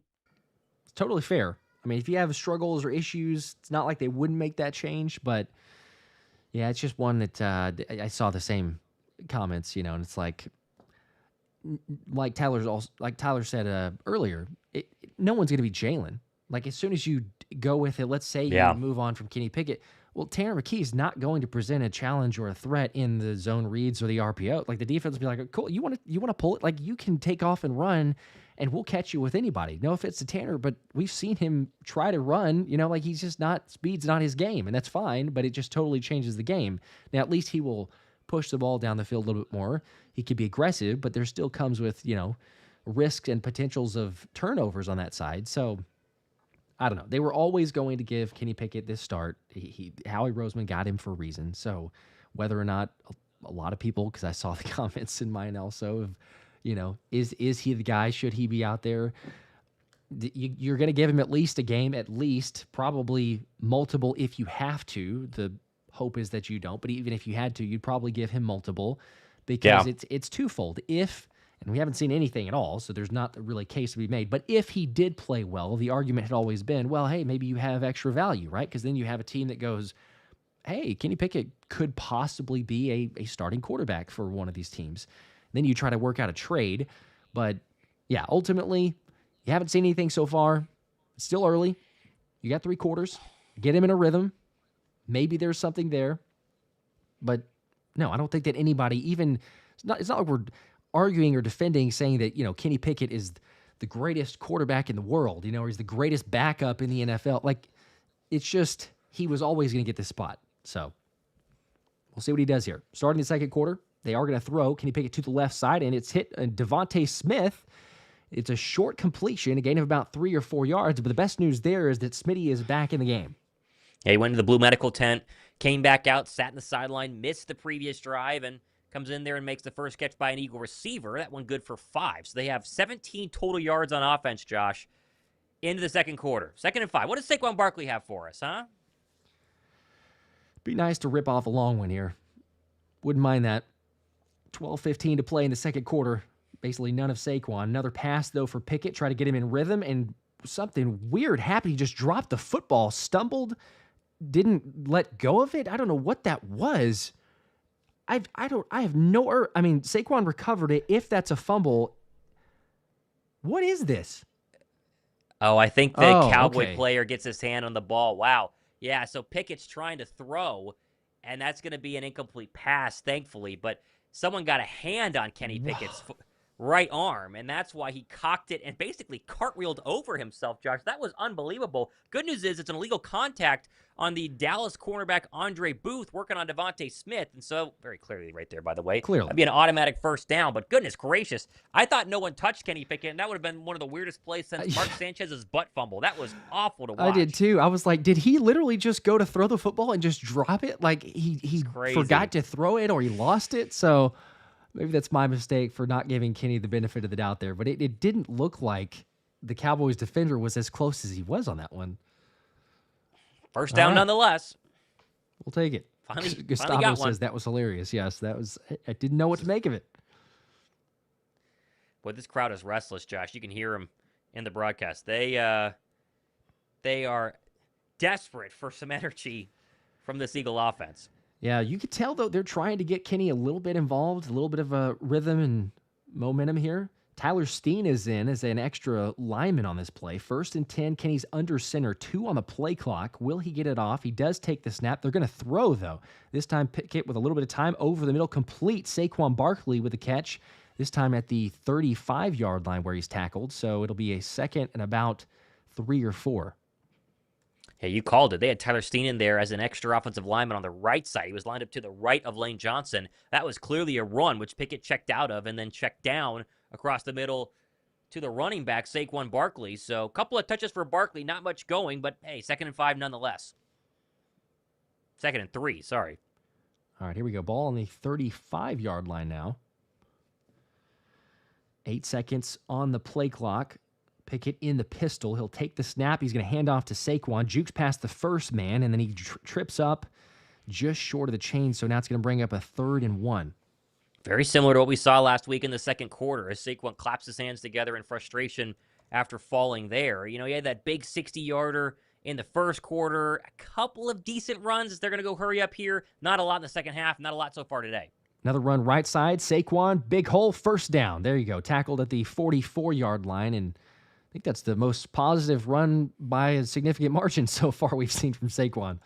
Yeah, right on cue. I mentioned how they are not getting a good push. Here's a great push going behind the right side. C.J. Uzomah picks up a block as well. Look at Landon Dickerson, and I think that's Jordan Mailata 5 yards deep into the Cowboys secondary. Only a gain of about 8, maybe 9, but nice to see Barkley running for a little bit longer than a second, as we saw, again, a lot early in the first quarter and especially late in last week's game. All right, maybe we keep it up. How about that? Kenny the Pistol, this time going to throw, looking to the right, now back to the left side. Saquon catches on a swing pass there, has a blocker, but too many Cowboys, and that's going to be a loss of, about 5 yards probably. Yeah, this is a swing tackle. The problem, or the swing pass to the left side, the problem is the Birds' left tackle, Jordan Mailata, missed a block, and so you had Eric Kendricks deep in the Bird backfield and makes a nice tackle there on Saquon Barkley, and so really backs him up. You mentioned it. Be second down and a mile right now. Kendricks is playing very well early on. Yeah, Dallas defense has played much better as of late. Certainly a lot more momentum this time than whenever we matched up against it with them in Dallas. But 4 seconds on the play clock now. 2nd and 16. Pickett in the gun. 4-man pressure. He's looking right side. He's going to fire a strike, and it's complete to A.J. Brown. Wrapped up immediately there, though. And so it'll be a gain of about 7 yards. Brings up about 3rd and 9. It's a long throw to the right side on that stop route from A.J. Brown. There's a good arm from Kenny Pickett. Of course, wearing the 2 gloves in both sleeves. It's 60 degrees in Philadelphia. It's just what he does. 3rd and 8, though. Let's see what they got. They're 1 for 3 on 3rd down today. Here we go. Kenny Pickett takes the snap. Blitz is coming. Picked up well. Has some time. Little happy feet trickling out to the right side. Now going to throw deep shot. Right side. Has a man. Caught! Grant Calcaterra one-handed tips it into himself. Able to make an incredible catch. A deep shot down into Dallas territory. They're going to hurry up just to make sure they snap the ball before they can look at it. But that is an incredible catch by 81. Here's your replay. Puts the left hand up, stops the football in the air, then gets 2 hands on it. He goes to the ground. That's a catch every day of the week, Josh. They're going to go hurry up and a run to Barkley for a gain of 2. That was beautiful. Wow. That is huge. And by the way, there's your Calcaterra. You needed that one in the first half. So First half. How about that? Definitely got that one. That took, if anyone took him for catches in the first half or yards, I mean, that's all your yards you probably need for the game. I don't know. You got it. Total yardage-wise what that was, but what a play. Yeah, that's at least 30 yards, down to the 19 of the Dallas Cowboys. That is massive. I thought it was like so good they didn't need to hurry up there, but I mean, I guess they got 3 yards officially out of the last play on the run, so 2nd and 7. See what they do here. Cowboys showing blitz. Looked like they jumped. Might be a free play, but going to get it off to Saquon, and a screen pass there. I think he's tackled back. They let him keep running, but I think that'll be... I think he was down, unless that knee was just hovering above the grass. They're going to let him actually have it for a gain of about 3. Here's the play, though, and yeah, that knee is very obviously down. Yeah. Yeah, he's down. He's going to lose yards. Okay, so was there not a flag, though, on Dallas? I thought they clearly jumped. I thought they did, too. Neutral zone, anything? Nothing. How? I thought How for in sure. the world? I thought for sure. Hang on. Ooh, I thought for sure. Oh, yeah, that's clearly offsides. Clearly. Nope. Greg Olson saying it was close. How is that close? Didn't look close to me. Okay, now 3rd and 12 then. Kenny Pickett going to throw. This time deep shot, left side, end zone. Smitty, touchdown! Yes! You got it! DeVonta Smith! Wow. Deep over route, and DeVonta Smith beats his man. Pickett delivers a perfect pass in the right corner of the end zone. Right wrist looks fine to me, Josh. That's a good drive by Kenny Pickett. I'd say he's all right. And yeah, how about Kenny Pickett? How about those Kenny Pickett haters? Look out for Smitty there. You knew it was only a matter of time. Smitty was due for one of those. They're taking a little extra focus on A.J. Brown. Good pocket. Step up there, make the throw. That's a great throw. Great throw. That's a great, very, very promising drive by Philadelphia's offense with the extra point good. So 14-7. The extra point. Good. Gotta like that, huh? And I will make mention of this. Extra point, this may be me just trying to, push a little extra narrative. The extra point, perfect, down the middle, and extremely high and powerful. So, saying, Jake Elliott is kicking field goal or kicking kickoffs, and the field goals look good so far. Just extra points. Much better. For what it's worth. Much better. We'll take it. We will definitely take it. Whew. Oh, man. It's amazing what a touchdown does for the psyche. Helps out. Helps out a lot. Oh, man. I feel a little bit better in the chat, too. Understandably so. I get it. You just needed that. A little quick score. That's all you needed. Yep. Everybody do us a favor, hit the like button if you haven't already. We're almost up to 600 between the streams. We got almost 3,000 people watching also between the streams. But Gotta like that. Gotta like Eagles that.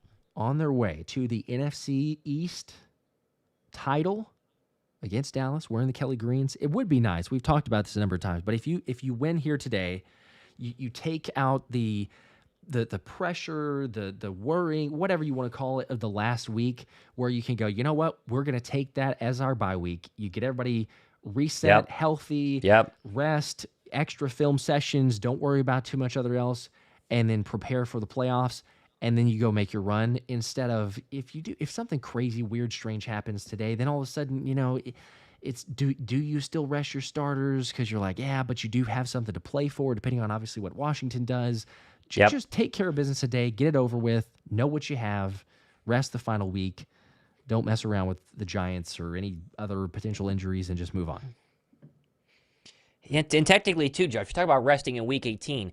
If you had a scenario where the Vikings were to lose today to the Green Bay Packers and the Lions lose on Monday Night Football to the Niners, which is a possibility, you are then looking at a scenario where a Philly win and a Viking win in Week 18, another possibility, grants the Eagles the 1 seed. So, one step at a time. It's a 3-step process today, this afternoon, and right now this afternoon and on Monday night. But some things have to go right for Philadelphia, and 14-7 is the first step in that.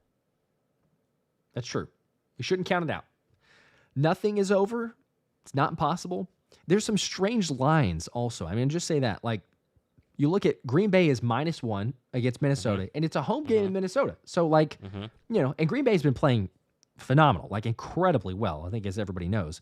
But then you also look at the Lions and Niners game, and that one's Detroit -3.5. That's pretty crazy. Close. So, for what it's worth, Jake Elliott's going to kick this one away. And it is caught well into about 8 yards deep in the end zone. Kevontae Turpin cannot return. So there you go.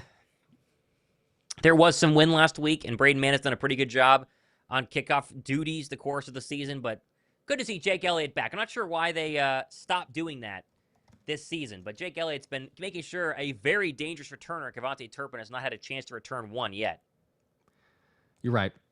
I think it's just the combo of and we even mentioned this too. It's like, there's a fear of, hey, do you have someone else kick because of the potential for a return or injury because kickers are there, but it's probably blown out of proportion. It's 1st and 10 now for Dallas. Going to be completion to Jake Ferguson. He fumbled the football. Oh, did Jordan Davis get it, or did Dallas get it? I think Jordan Davis got this ball, Josh. It's going to be a real fight at the bottom here. Oh, come on. Between an offensive lineman and a defensive lineman, and Jordan Davis is pretty strong. Is it Eagle ball? JD's got it. That's what they're saying that he's got it. Come on, he's got it. They still haven't decided yet. Still haven't chosen yet. Still waiting. He's got it. He came with the football. JD Jordan Davis has got it. Let's go. Got it. Another turnover. Wow. And by the way, who forced the fumble? I think that was Zack Baun. That would be Zack Baun. In Dallas. He forced the fumble on Jake Ferguson, and it's Oren Burks. Is it Oren Burks? It's Oren Burks. I thought it was Zack Baun. Hang on now. Okay. Wow. Yeah, look at that battle for it. Davis is just too strong. I mean, geez, you're like wrestling a grizzly bear trying to get that ball out of his hands. You're not going to do it. Maybe two grizzly bears. That guy's massive. How about that? All right, 2 turnovers on defense. We'll take it. Heck yes. That's big. Oh, my gosh. That is big right there. This would be a great opportunity to really basically go 2 for 1, essentially, after your touchdown, turnover, another Bird touchdown, go up 21-7 with 6.5 left in the second quarter. Oh, for sure. Yes. And it looks like the Giants are up 21-6 also on the Colts. How about that? So, good for them. Jeez. Keep losing your draft picks, baby. Please. Come on, All offense. Right. Jasper with the 2 said it took about 30 minutes for the team to wake up. It did, but they seem to have awakened, as has the crowd. Boy, a Saquon Barkley first half touchdown would feed a lot of my underdog families right now. Let's just say that. I would take an AJ one, quite honestly. Either one. More of what I need to root for, but we get the Saquon one in the second half. Ball on the 39-yard line, though. Here we go. Kenny Pickett under center, takes the snap, toss left side. Saquon has some blockers, going to push forward and actually keep churning, going for a run of about 6 yards. Looked like it was going to be 2 or 3, but pushes for 6. I think the number was, 168, 167 was the number to get to 2,000 today. He still needs about 134 the next 2 weeks to get the number. I think he's got to go for 200 today, Josh, for Philadelphia to even attempt to get him the record next week. He's not looking like he's on that trend yet, but breaking 1 would do it, and he's starting to get a little bit better push from the offensive line as well. Another toss, this time to the right side to Saquon. Has some blockers, and this time kind of cut out by Marshawn Nealand and tripped up for a loss of 1, so 3rd and 5. Yeah, they're trying that stretch play. They like it a lot because it gives Saquon a little bit more vision as he kind of takes the wide way around the edge, looks for the blocking hole to open up, and then hits it. And he's hit a couple of touchdowns off that exact play, but well defended by Dallas. 3rd and 5 from the 34 now. Eagles going with some tempo back at the line of scrimmage. Kenny Pickett looks left side now, trying to change up something for Smitty or AJ. Takes the snap, going to hand off Saquon up the middle. He's going to push forward, tripped up just short of the sticks. It is less than half a yard. It's going to be 4th and inches. This would be an automatic for Jalen. They are going to go for it, but this would be an automatic for Jalen. What do you do here with the Eagles? I'll just line up and, well, they're in brotherly shove right now, so I guess they're going to see what Pickett can do. Takes the snap. Pickett being shoved forward, carried forward. Johnny Wilson and Saquon, that's another 2 yards. So, okay, yeah, it works. Literally, there's 6'6" Johnny Wilson just basically picking up Kenny Pickett and dragging him across the line of game. Good push by Saquon behind him. And who said Kenny Pickett can't convert a brotherly shove, Josh? He just did. First down. It's not the initial push because initially you see it and you're like, oh, he stopped. So it's not the same power of Jalen Hurts, but the left side clear out of Jordan Mailata and Landon Dickerson is just like, hey, Kenny, Johnny Wilson says, just come on right over to the left side. First down, ball on the 29-yard line.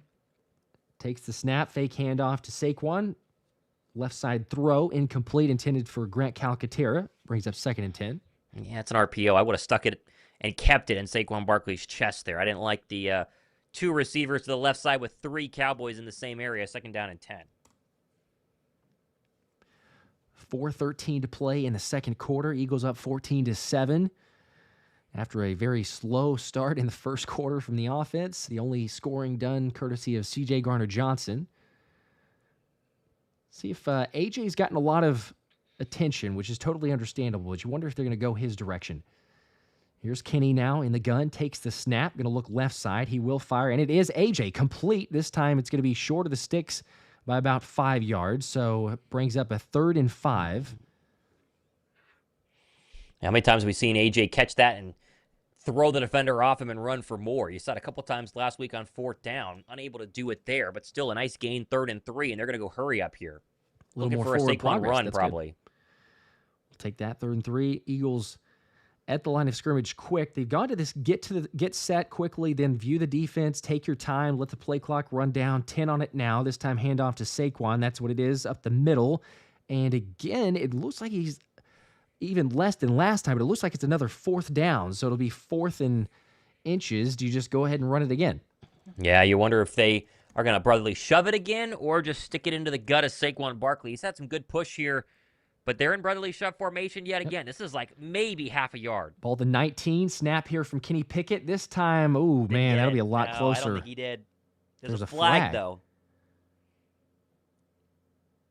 I think they're going to get an offsides. I think the Cowboys are lined up in the neutral zone. Okay. I think. He didn't get this if they didn't. Offside. It is. Yep. Michael Parsons. Yeah. Maybe just a bit. Clearly you think? Offsides. That's like a full, like a helmet across the football. You think it's simple, Josh, but it's so hard to stop the brotherly shove. You're trying to get as much leverage as possible, and he's just too far forward. That's another wrinkle on the brotherly shove. You got to be so perfect to defend it. They had technically gotten a stop, and yet they still didn't stop him. It's almost impossible, especially with Jalen. But, if you could do it with your backup quarterback, then it's completely unstoppable. All right, ball now on the just past the 15-yard line in the red zone. Pickett takes the snap, delayed handoff to Saquon. Nowhere to go there. Does hang on to the football, though, as it's being ripped at. Gain of 1 yard brings up 2nd and 9. Yeah, they had a Kenny Gainwell in the backfield as well, and they kind of faked a little end around to him as he orbited out of there and then gave it to Saquon on the draw and doesn't really go anywhere as Gainwell checks out. 2nd and 8. 2:28 to go, Josh. Interesting in terms of keeping an eye on the time here. Philly has all 3 timeouts plus the 2-minute warning. They will have to run one more play, but they get the ball to start the second half as well. Really a chance to go 2 for 1. All right, big time here. See what you do. So here they go, 8 on the play clock. Kenny Pickett in the gun, takes the snap, looking left side. He will throw it there. Dangerous pass, incomplete, tipped away by Booth. That time intended for E.J. Jenkins. It's 3rd and 9. Yeah, Pickett's had a couple of errant throws in this first half. That one was the most dangerous. This is an out route from 84 E.J. Jenkins, and Booth reads that the entire way and just gets one hand instead of 2 up there. He catches that. He's probably still running, and we have a second pick 6 of the game. Thankfully, incomplete, out of bounds, 3rd and 9. I think Mekhi Becton's injured. Yeah, he's walking out off. Helmet off, too. Hopefully he's okay. Just something with the lower leg injury that we've seen him over the past couple weeks, maybe a re-injury. Let's take a look. They're giving us a replay here, and I think he got rolled up on by Pickett. Yeah, the right ankle for sure, as Pickett got shoved into the back of him, and he's going to limp off the field, and that's why you have Tyler Steen. Eagles don't really miss a beat when he comes in, but we'll see what they do with Becton as he walks off the field. 3rd and 9. Gainwell's in as well. 2:03 remaining in the second quarter. Eagles still all 3 timeouts. Come out of the formation here. 5 on the play clock. Kenny Pickett in empty formation. Trips right now. Motions Calcaterra to his right. They're not going to get off, and Sirianni calls timeout before the delay of game. Yeah, they were slow to get to the line there, and Nick Sirianni seemed to be the only person aware of the fact the play clock was winding down. Good job by him to run down there and get this timeout off. So 2:03 to go. They'll have one more play before the 2-minute warning, but they'll have 2 timeouts as well if they want to play, to maybe get the ball back after potentially a field goal if they can't convert here.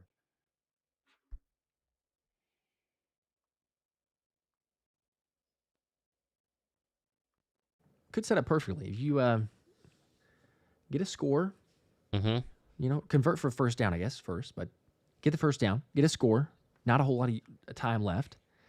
And then, Dallas is basically either forced to kneel it. They could try to go do something, but can't do too much. And then you start the second half getting the football as well. It'd be nice. Not too bad. Maybe get Saquon. Got to change something up, though. Get Saquon in the second half. He's got to wake up there, figure out something. Start with his 3rd and 9, though. Back from commercial break, takes the snap. Kenny Pickett going to throw, looking over the middle. Now left side, ball is tipped at the line of scrimmage, and it falls incomplete. So 4th and 9, 1:58 to play, and Jake Elliott will come out for a field goal. At least make it a 2-score game. They'll go to the 2-minute warning in another commercial, but disappointing after the fumble to not be able to do anything in the red zone. Any lead is a good lead, and a 10-point lead is better than a 7-point lead. So we'll take it as long as Jake the Mate can do exactly that. That's fair. Totally true. Appreciate you guys. Almost 3,000, like I said, between the streams. We're just about 700 likes. If you haven't already hit the like button, make sure to sub to the channels. We appreciate that. Couple scores, check-ins here. Looks like the Giants still have that 21-6 lead. Malik Neighbors, 4 catches, 103 yards, and 1 touchdown before halftime. So for those in your fantasy leagues, also if you have Mike Evans and the Baker Mayfield combo, you're doing pretty well because it's not even halftime yet. Baker Mayfield has 213 yards, 3 touchdowns. Mike Evans has 6 catches, 48 yards, and 2 of those touchdowns. And, pretty good. Bucky Irving, too. 17 carries for 95 yards. We haven't reached halftime yet. So it's an onslaught in Tampa. Yep. And shout out to my wife in our fantasy football championship game. And she is down 40 points after a lot of the opponent's players played in that, Thursday and obviously Saturday games. But Mike Evans is on her team. And so she's very happy for those Evans plays and definitely needs to keep it going the way she wins the money. And then in a roundabout way, you somewhat can benefit from that. So She should In a share, roundabout way. right? I mean, exactly. Married and all that. So what's yours It's is in my hers, Venmo hers account, is yours, so, maybe and I'll just keep it it, all right? works out that way. Good luck, Paige. Oh, man. Bills, let's see. Bills, 9-0? It's an interesting scoring option there. It always feels like you got these random matchups that decide the fantasy, Very random. championships. You Very go so random. well throughout the year, and then Yep. fantasy Super Bowl happens, and you're like, you have this some random player on some, team game that doesn't matter at all, and all of a sudden somebody goes off for 20, 30 points, and it's like that's the difference maker. But That's how it is. Yep, 100%. Still on that 2-minute timeout commercial break, so we are waiting patiently to see this Jake Elliott extra point. Essentially, it's basically a little bit longer, but chance to make it 17-7. It's like we're coming back here. Opportunity for Jake.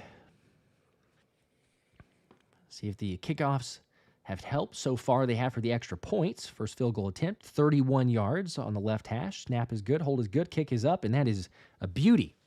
Right down the middle. There you go. Gotta like that. Take that 17-7 Eagles lead. Extend that one to 10.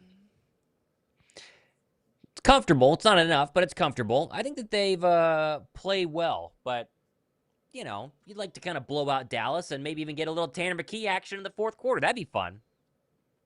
Wouldn't be too bad. And then if he throws a touchdown, late, or even a completion, then you might have some people that'd still be like, but you see what Tanner did there. Put him in for the whole game. Could be true.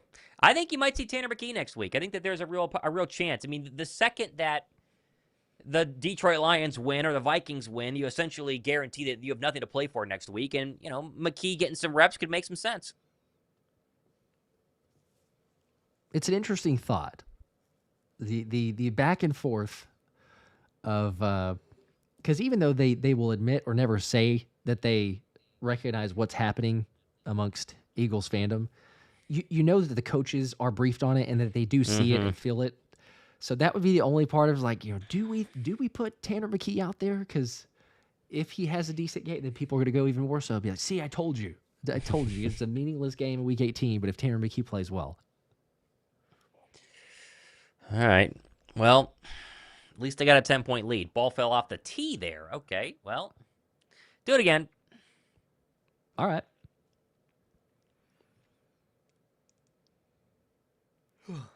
Calm day in Philly. I mean, you said it on the broadcast. It's not from the wind. It's not like the wind's blowing, as it's done a lot over the course of the Eagles season in Philadelphia. I mean, it's beautiful out there. You see people in light jackets. That's basically it. Not too bad. Kind of strange for some December football weather, but here's the second try. Jake Elliott going to kick it away. And this time it is going to be returnable, only 2 yards into the end zone. Kevontae Turpin will march it back up to the 15, the 20, going to try to get a hole, and he's wrapped up at the 26-yard line. A little shoving afterwards there. Yeah, Tristan McCollum got the tackle there, and Eagles are still going at it. There's Cooper DeJean. He's been at the mix a lot of this. Second time he's gotten a taste of the Eagle-Cowboy rivalry and seems to be taking full advantage of the hate. Got to like it. Oh, yeah. You want to embrace it, especially you got a guy like C.J. Gardner-Johnson I'm sure you're hearing a ton from during the game, on the sidelines, on the field. So, yeah, just go ahead and lean right into that one. All right. Chance to get a stop, get the ball back to start the third quarter. That's what we're looking for here from this Eagle defense. They've been much better in the second quarter than the first quarter. Here we go. First down, Cooper Rush going to throw to the right, and it's almost picked off by Nolan Smith. Oh, my gosh. Jalen Carter tipped it at the line of scrimmage, and it ricochets back to Nolan. I got to watch this replay again because it looked like he had it. I think he has it right in his hands. Yeah, Carter deflects it. Oh, my gosh. Yeah, it hits Nolan in the chest. He almost thinks about running first with it. That should have been the third turnover of the day, and instead it falls harmlessly to the ground. Wow. Gosh, that would have been, man, I don't know what I would have done for a pick six, Nolan Smith. 2nd and 10, though. This time another throw, complete. Jake Ferguson, going to be a gain of 4 yards. So it'll be a 3rd and 6, 1:35 to play in the second quarter. Clock is ticking. Surprised the Eagles didn't burn a timeout here. You mentioned 3rd and 6. Cowboys are going hurry up, and so maybe that's the reason why. But Birds have 2 left. They want to get this ball back if they get a stop. Quick completion here, and that's a very easy pitch and catch for a first down. Cooks on Quinyon Mitchell. It's catch number 4 on Q. I mean, he hasn't given up anything big yet, but playing a little bit softer coverage. And again, that little 10-yard stop, put the football right into the belly of the Cowboy receiver, and easy first down, and Dallas continues with the hurry up. Trying to get in field goal range. Nolan Smith almost with a sack there. Had a great opportunity. Forces Rush to throw it low, and it's incomplete. 2nd and 10, 57 seconds left in the half. Yeah, geez, that should have been an easy sack from Nolan Smith. I don't know how Cooper Rush is athletic enough to duck out of it, but he does, and Nolan flies right by. And 2nd and 10, 57 seconds in a 10-point ball game. Cowboys need another probably 30 yards to make this at least a possible field goal attempt, so a long way to go. 11 here on the play clock. Rush in the gun.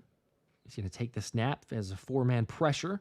Going to get off a swing pass to Dowdle. Has a little bit of space. Able to get to the sideline before he's pushed out of bounds. Only a gain of about 3 yards. 50 seconds remaining in the half.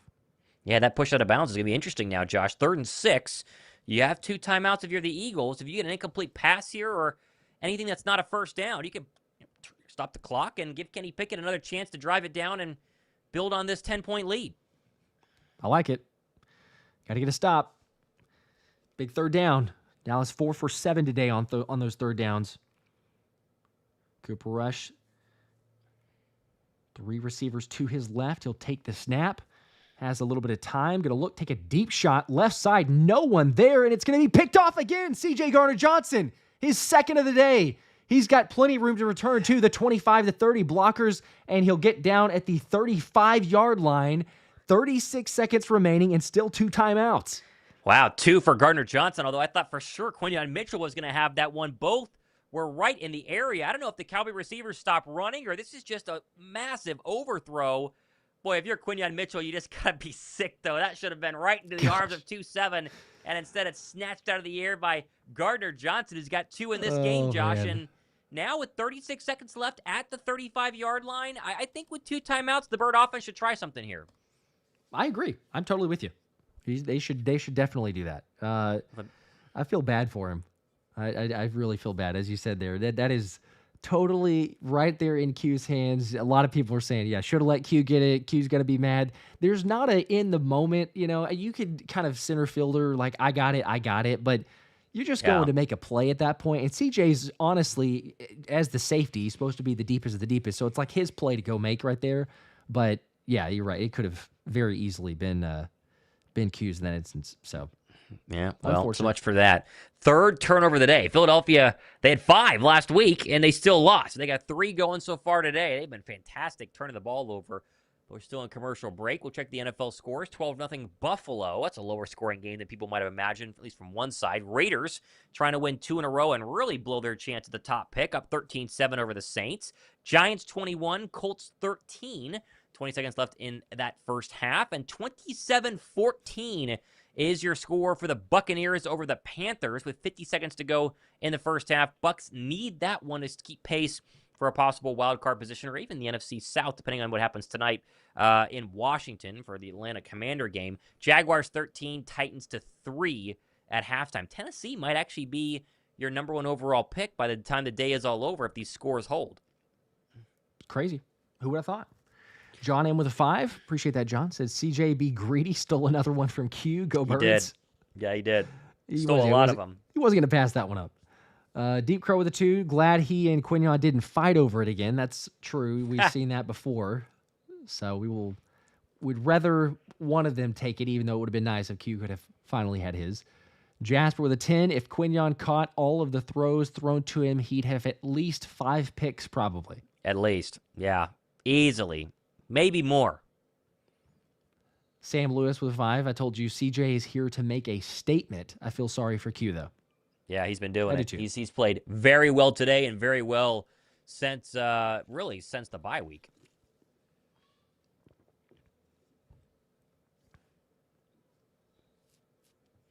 Kind of felt like an arm punt, though. I don't know. I don't know about why they were chucking that one down. I mean, there's 3 defenders there. You think that was like a 4th and 10 versus a 3rd and 8. Yeah. Kind of strange. We'll take it, though. It's going to be a run to Saquon here. Has a hole, plenty of room up to almost the 50-yard. He does get up to midfield, 50-yard line, 29 seconds remaining, and the Eagles will take their first timeout. So you're, just about 1 play, 2 plays from field goal range, and you still got a timeout. Yeah, there you go. There's your longest run of the day so far for Barkley. And as you mentioned, there's a lot of time left. I think that was kind of the tester play, right? If they get a big gain on this first down run when the Cowboys are thinking pass, then you can kind of put this drive into overdrive and try and get it down to the field goal range. And nice job by Barkley there, finding the hole and getting 10, maybe 11, maybe 12. Either way, 1st and 10, 1 timeout apiece left, 29 seconds in this game, or in this first half. Mm-hmm. Come on, plenty of time now. Don't get cute. Got a chance.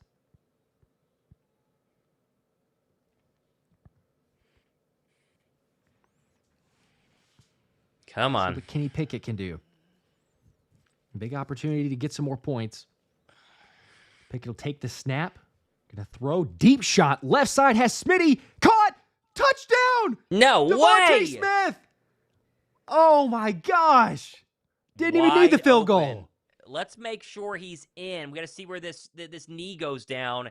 Boy, just beat his quarterback Booth. That wasn't even close. Wow, how about a turn of events here in the second half? 24 points. An explosion by DeVonta Smith in this Philadelphia Eagle offense. Holy cow. Yeah, they'll double check it, but man, he just had to beat Booth by a mile, like you said, and then getting tripped up here right at the end. He lunges for it. Oh, I don't know. He's going to be short. He's short. I think he's short. My first half on. Saquon Barkley touchdown might actually come true. You might get it. Oh, come on. Down. I still feel He's so down bad for at the Smitty. 1. Yeah, we don't have a pylon shot because they're not down close enough to the goal line to have a look down that line. And so 1st and goal. The good news is it technically stops the clock for the replay, and Philly has a chance now to run it in. That's true. Boy, he really beat Booth there. Holy cow. Dang, Yeah, it is definitely short. You're saying that Greg Olsen was wondering if Smitty slowed down there. It's hard to say because, he had to slow down a little bit to focus on getting the catch, and it was making it there. But, man, he was so close to making that happen. So they might do a 10-second runoff if the Eagles don't want to burn a timeout. It'd be their last timeout. And now you have a scenario where if they try and run it and don't get it, they're going to be in a real difficult time trying to get another playoff. Okay. Yeah, so there's your 10-second runoff. So 13 seconds left. They'll keep the timeout. It's pretty fortunate because there's no way on earth that they would get a playoff or spike it in 10 seconds from midfield. So it's right. really a benefit there. You get a free play, a free chance. It looks like they're going to try to do a Pickett. Oh, wow. They might shove it, huh? How about that? That's where they're going to go. A little unexpected. With. Pickett takes the snap, getting pushed forward, and he got it. Touchdown, Kenny Pickett on the second effort. Nice and easy. Gotta like that. It's a bummer, though, as there's some shoving at the end here. Wait, how about Kenny Pickett? Are they calling it short? He was in the end zone. They said he was short. They're saying he was marked down? He was ruled down like he... How? He's clearly across right there. Who blew it dead? They got to review it. That's unless you can't see that he's... Did his knee go down? I don't think his knee ever went down. Can't even see it if it did. That's a touchdown. That is so obviously a touchdown. Yeah, there's the crowd seeing it for the first time. They can't believe it. They're reviewing it. This must have been a ref blowing it dead early. I don't know. Someone got a little happy with their whistle. That was crazy. Sirianni can't believe it. Did his knee ever hit the ground? I don't see it. I don't see right it. there on the behind the line of scrimmage. It's so hard to see though. Like, That's a touchdown. That's a touchdown. There's no way that's not a touchdown. There's no way it's not a touchdown. watch his right knee. They said Ruling rolling on on the the field field stands. stands. Oh my gosh. Oh, the knee there. The right knee. They're saying that his right knee hit the ground first. He wasn't able to stand up. And that's the difference of Kenny Pickett and Jalen Hurts. Jalen right there, his knee stays up. He doesn't have to go down to the ground because he can squat 600 pounds. But, oh, man. Okay, well, they took the 2 seconds timeout. left. 2 seconds.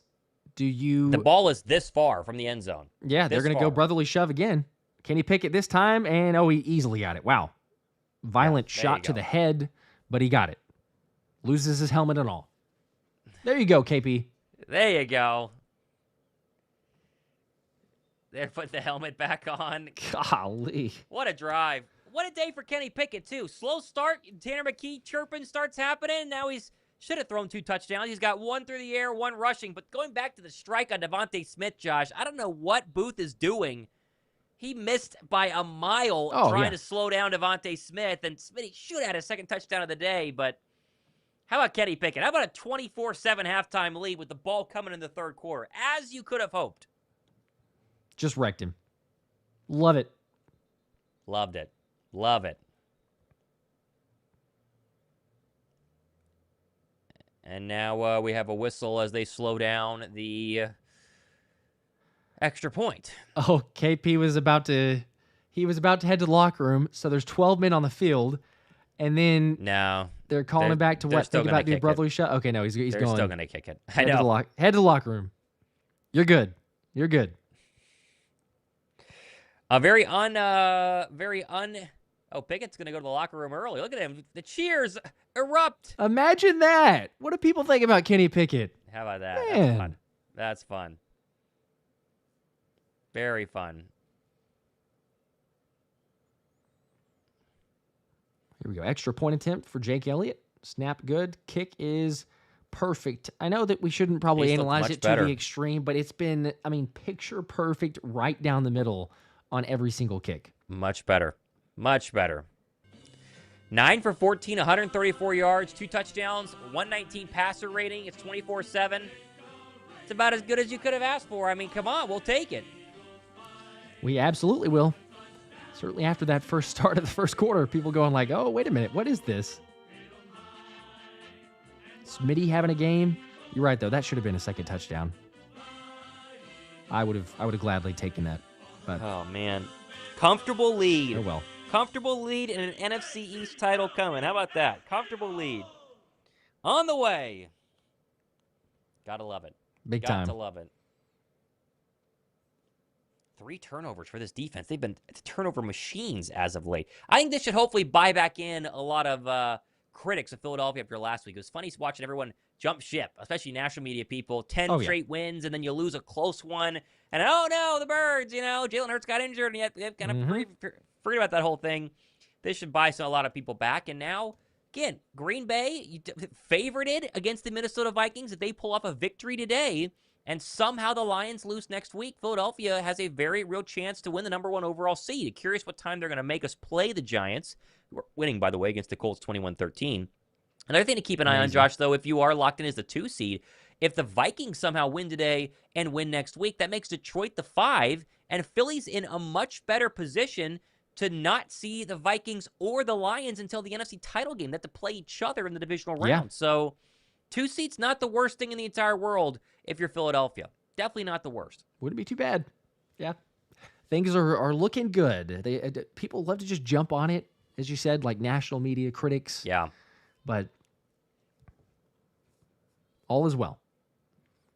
It's about sadly, what's going to happen next week is the fact that they're going to make sure the Eagles, Vikings, and Lions game is at the same time. So you're not going to have a scenario where Philadelphia could, scoreboard watch or play the first game and then scoreboard watch. Or really, they're probably going to make the Eagles go first. That way they have to play the game. And then you wait for Lions and Vikings. If there was a scenario where the Eagles actually had to wait and see what would happen to get the 1 seed. For sure, yeah. And then that would be the worst part. It's like, hey, if you play your starters and then all of a sudden it doesn't matter, then you're like, well, they didn't even get a bye week. So, but you don't need Jalen necessarily. If you That's wanted true. to slow play it, make sure that he's absolutely 100%. You wonder about the concussion protocol. You know, he probably would be cleared and good to go by next week if you needed him. But we'll see. Justin Lee with a 2 says Smitty making up for last week for sure. I mean, absolutely with the drop from today. Ace Jory with a 2 saying bring the stash back. Maybe. It's worked without it now. So the question is, I don't know if it just automatically comes back or it's some other direction that we go. Somebody else was saying, let's see, where's that? Cold Cash. Oh, now the media is going to flip this and say, do the Eagles need Hurts? Oh, yeah. Yeah, they might. Oh, yes. The good old, is Jalen Hurts overrated? Is he carried by his talent? Come on. We'll see that. Get out of here. I'm going to run and use the restroom here real quick for the halftime. You got it. BRB. Cool. Mike M with a 5. Appreciate that, Mike. Says CJ should have let Q have that. He should have, but he wasn't going to. We said that already. Greedy for the interceptions, but that's what you want from your safeties. You want your safeties going all out for the picks. Last man on the defense. Getting back there. Jason, just seniors, but yeah, game is looking a lot better. Much better. A lot more positivity than we saw after the first quarter, or heard after the first quarter. Eric, I would love to do a collab with Grossi or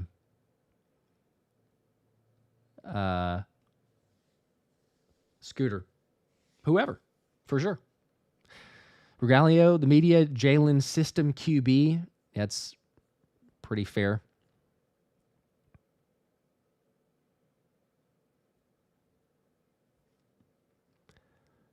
Let's see. Brandon got the 2.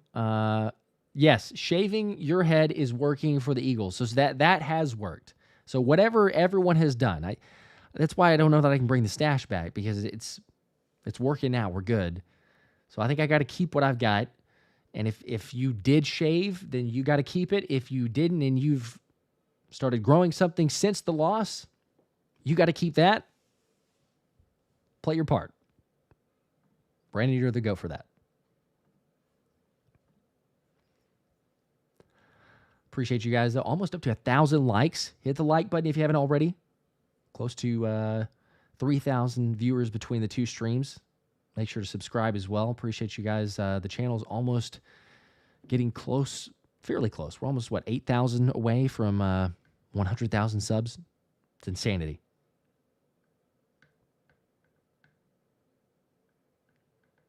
Kofu, can you get a recap on today's game? Sure. I'll give you a recap. Here, I'll put the box score. I think I can get the box score up here. Let's make sure that I can get the total view. There you go.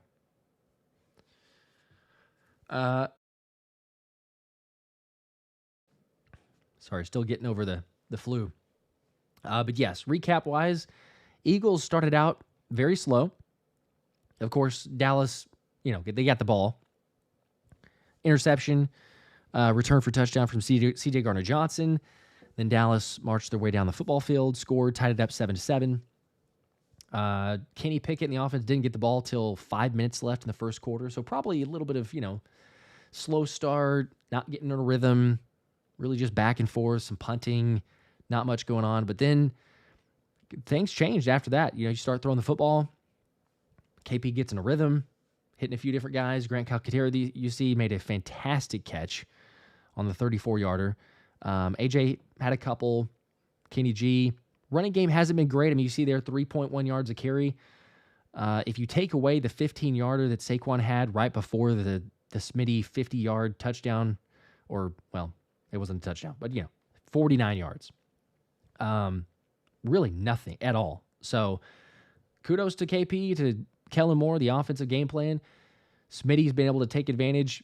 You had the one touchdown on the left side in the red zone after the Calcaterra catch, and then just capitalizing. I mean, defense, getting turnovers, getting takeaways. You have a fumble from Jake Ferguson. You have 2 INTs from Cooper Rush, obviously both of those from C.J. Gardner-Johnson. But so far, what is that? Is it, let me double check on this. I think is it 21 or is it 14 points off of turnovers? Let's see. You've got, I can't get this screen to, hang on, maybe I can. There we go. Okay, so 7 points off of turnovers, interception, touchdown, and fumble, field goal. Okay, so 10, and then interception, touchdown. So 17 points off of turnovers. Complimentary football right there. We will take that.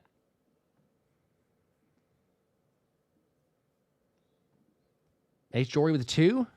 Got a Barkley jersey for Christmas. Seems to work. Heck yeah. Question is, are you wearing it for the game?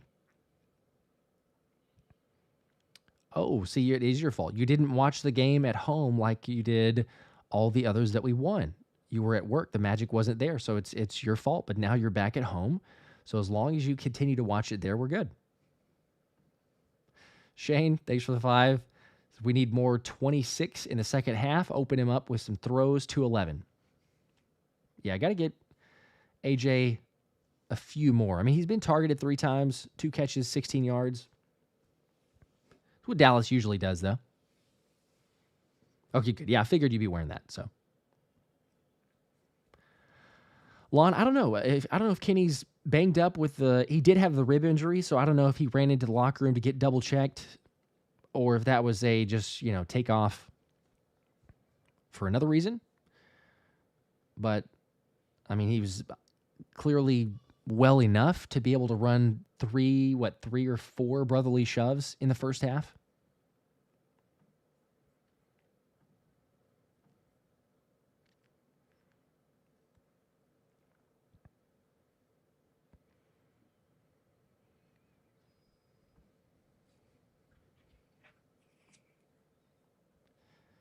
Let's see here. Checking some of the scores. Oh, Glass Dragon, by the way. I missed this one. The 2 says, yo, my parents gave me a Kelly Green Saquon jersey. There we go. Heck yeah. People were mentioning some of the gifts that they got for Christmas. And oh, yeah. Elias got a white Kelsey jersey for Christmas. So it seems like nice. You can't go wrong with an Eagles jersey, but lots of Saquon, understandably. Bountiful Eagles Christmas harvest. Gotta like that. I got a Eagles sweater, which I actually like. Very comfortable. One of the Darius Rucker Eagles sweater edition, which I didn't know existed, but must be on NFL Shop somewhere. I love it, though. Very comfortable. Definitely. June here with the 2. I can't tell in what, because there's not the grammar or the punctuation here, but it's Josh cut the stash. Come on, son. But I don't know if that's like it meant to be a question or if it's meant to be an exclamation. I think it's a statement. I suppose so. I think so. Got to cut the stash. So I think that's just to keep it cut. Like, since we're winning now, like. Potentially. Okay. Hard to say. I don't really know. Appreciate the comment, though. I like this from Hannah A, who says, Cooper's Rush's alter ego sees CeeDee Gardner-Johnson. He whispers to him, you want to throw him the ball, just do it. So what, he's on the opposing team? Yeah, it seems that way. CeeDee Gardner-Johnson's been the best receiver. I mean, besides that first opening drive, or let's just say the second drive, where they went down and scored, it's been all CeeDee Gardner-Johnson the rest of the way. He's been fantastic. Yeah. It's amazing the difference, like we said, before the bye week versus after, but it's wild. All right, I'm going to use the restroom real quick, and then I'll be right back. Go for it. All right. People are saying that Josh should not have cut the stash. Josh, that was the whole thing. It was a win streak stash. When they lost the win streak, then the stash leaves. That's just how it goes. I Love Sports says I got a helmet and poster signed by A.J. Brown. There you go. That's pretty cool. I hope we get Barkley the ball, please, Nick. Yeah, he's got a long way to go. He's got about 40 yards on the ground right now. Got a long way to go to get close to even getting to 2,000. I think the more we're watching this game unfold, it's going to be a lot less Saquon Barkley, unfortunately. 24/7, probably a lot less. Hurts has always been a winner, period. I agree. Interesting thing about Hurts is going to be the fact he's not going to play this game, probably not going to play next week. And then if the Birds, play a wild card game, then he has a 2-week off sort of situation. If they were to somehow get the 1 seed, then it changes up a little bit. But it's going to be interesting. It's going to be very, very interesting as we are very close to getting started here in the third quarter.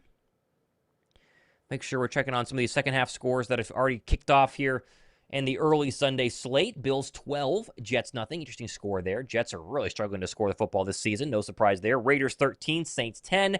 Looks like Indianapolis has a rushing touchdown from Jonathan Taylor. It's 28-20. Giants are trying to hold on to that lead. Patriots-Panthers is in at halftime, 27-14. Titans and Jaguars, 13-10. Jaguars are leading that one. So a couple of interesting scores that are happening right now, a lot of which that have draft impacts, big-time draft impacts that are taking place in the 1 o'clock slate. So, okay, let's go ahead and make sure we're synced here. Okay, good to go there. Tay says, I need Saquon to get over 100 yards. I think he might. He needs to break one big one. That would do it. We'll see if it's possible. I'll take Hurts over everybody except Mahomes and maybe Lamar. Well, he's beaten all those people in the regular season at least, not in the postseason, but in the regular season. So either way, you're going to Kenny Pickett the rest of the way today. Philadelphia, obviously 17 points off turnovers is the big difference in the first half, as here's your kickoff, returnable by Kenny Gainwell, catches it at the 10, Gainwell 20, 25, makes man miss 30, Gainwell tackled at the 34-yard line, a couple of nice returns there for the backup running back, and out comes Philadelphia and the Eagle offense for their first drive of the second half, up 24-7. And a little Pam Oliver look here. I know people are big Pam Oliver fans in the chat right now.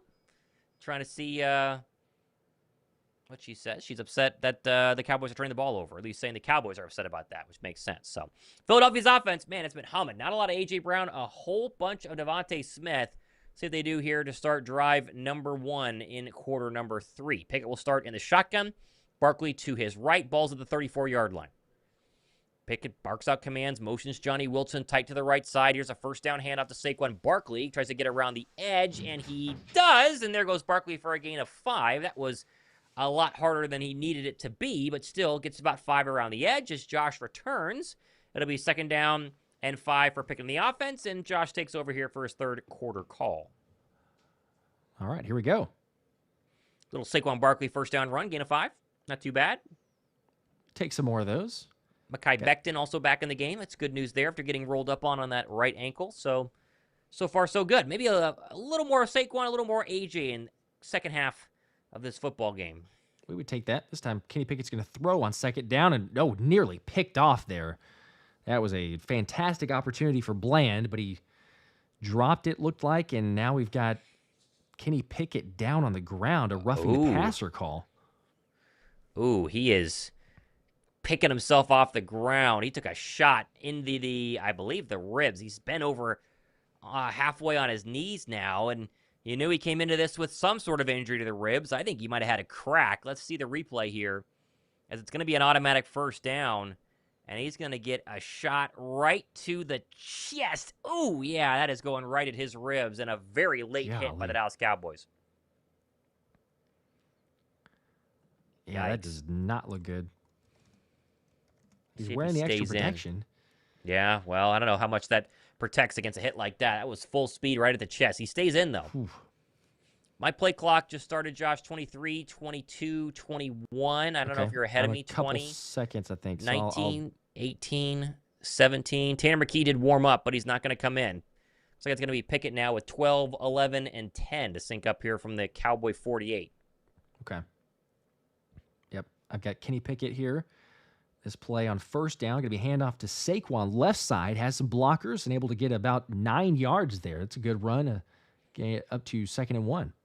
Yeah, he gets up with a smile. I think he knows that eventually, especially in a game like this where Philadelphia is starting to pull away, they're up double digits, they're running the football a lot more than throwing it there in the first half. Eventually, the Cowboy defensive line is going to give him a hole, and he can break one. He needs it, though. He's only about 53 total yards on the ground. He's got to get a lot more if you want to get even close to the record in Week 18. Your ball on the 40-yard line. It'll be a 2nd and 2. Saquon's going to get another handoff, and this time a gain of about four or five more yards, so a first down. Yeah, like I said, it's starting. Those holes are getting a little bit bigger. He is obviously a second-half rusher. I mean, geez, he almost has double the amount of second-half rushing yards than he does in the first half this season. 8 touchdowns to 5. I don't know. Maybe you're going to see another one here. Break free. It'd be nice. Christian with a 2 says betting on this game with shots for every score. Well, you're getting up there with the limit. Feeling good so far, huh? How about out. that? 5 from Shane, 26 Kelly Green jersey for Christmas from the relatives. There you go. 26 gets it again, has a hole, bundles over one Cowboys player, finally brought down a gain of about 7 yards, so 2nd and 3. Yeah, you're wondering if they're going to let Pickett throw, right? You got the hit to the ribs. He's not thrown the football since. It's been about 3 plays, and you know it obviously hurts. You know they shot him up full of all sorts of things, probably before the game and probably at halftime as well, but I got to see him rotate that torso with a throw to make sure that he's good to go after taking that shot a couple of plays ago. Still no throw. Another handoff. Saquon, 5 yards. As long as it works, you just keep doing it. Yeah, that does seem to be the ain't broke, don't fix it on this drive. Goodness gracious. Nice block from Cam Jurgens. Little shot at Jeff Stoutland there. Working on his the notes that he always takes. Simple pistol run here, right up the middle. Nice play by Becton and a really good job by Lane Johnson to kind of seal that edge and make sure that Saquon could have a hole there and then tackled forward to get a couple extra yards. Eagles almost in the red zone now. Ball on the 25-yard line. 11:50 to play in the third quarter. Saquon in a single back formation. Going to get a toss left side. Has some blockers set up. Cuts up to the middle. And going to be tackled only a gain of maybe a yard there. Well, if you were looking for the over on Saquon Barkley's touches today, this drive's going to help, right? I mean, geez, he is getting every single carry as he checks out now and Kenny Gainwell comes back in. Oh, keep running it. But it's worked. It's worked. I need the over 22 carries, and he's got 19 right now. So we're I think you're going to get it. We're trending in the right direction. Unless they score again. It's true. Unless they score again. True. A.J. Jones said coming in late, but C.J.'s been taking all Q's would-be interceptions this season. That he has. 2nd and 8, going to keep running the football, this time to Kenny G. He'll pick up about 5 yards, so a 3rd and 3 coming up from the 18. Yeah, nice run there. There's Linval Joseph. You forget that the old 2022 end-of-the-year signing that helped in that Super Bowl run is still in the league. He's a Dallas Cowboy, and good tackle there. And it looks like Barkley's going to continue to get a spell here as Gainwell stays in on 3rd down. There's the first throw. Kenny Pickett, to DeVonta Smith, and a first down. So I guess the ribs are okay. Simple slant route. That was nice and easy. He needed 4, got about 8. Working on Booth today. He's been the main culprit, main victim. Boy, what a move there by number 6. Getting a Booth to make sure those hips flip the wrong way, and then a nice throw back behind it. Easy first down, and Gainwell stays in for 1st and goal. 1st and goal from the 9. Gainwell going to take a handoff to the right side, only able to push forward and gain about 2. So it brings up 2nd and goal. Man, you'd be looking at a hat trick for DeVonta Smith if he had about 1 more inch on that deep ball at the end of the first half. Looks like Saquon's going to check back in. Could use that anytime Saquon Barkley touchdown right here if I'm just saying so myself. That would be nice. Wouldn't be bad. We could go for that. J Money with a 5 said, got my brother a Jayden Daniels jersey for Christmas. He's been in QB purgatory for so long. Yeah. Okay, well. Gotta do what you gotta do, I guess. I guess you love your brother, I suppose. You could have gotten him a Jalen Hurts one, but Saquon Barkley run and going nowhere. First time they stopped him this entire drive, so 3rd and goal, and it's at about the 7 or 8 yard line. Yeah, I might have seen that one coming. Saquon checks in as Gainwell checks out, and they knew they were going to run it with him, and now it's 3rd and basically 6, 7, depending on where they stopped or spotted that ball, and I think you got to throw your way here on 3rd and goal. 9 rushes, 1 pass on this drive.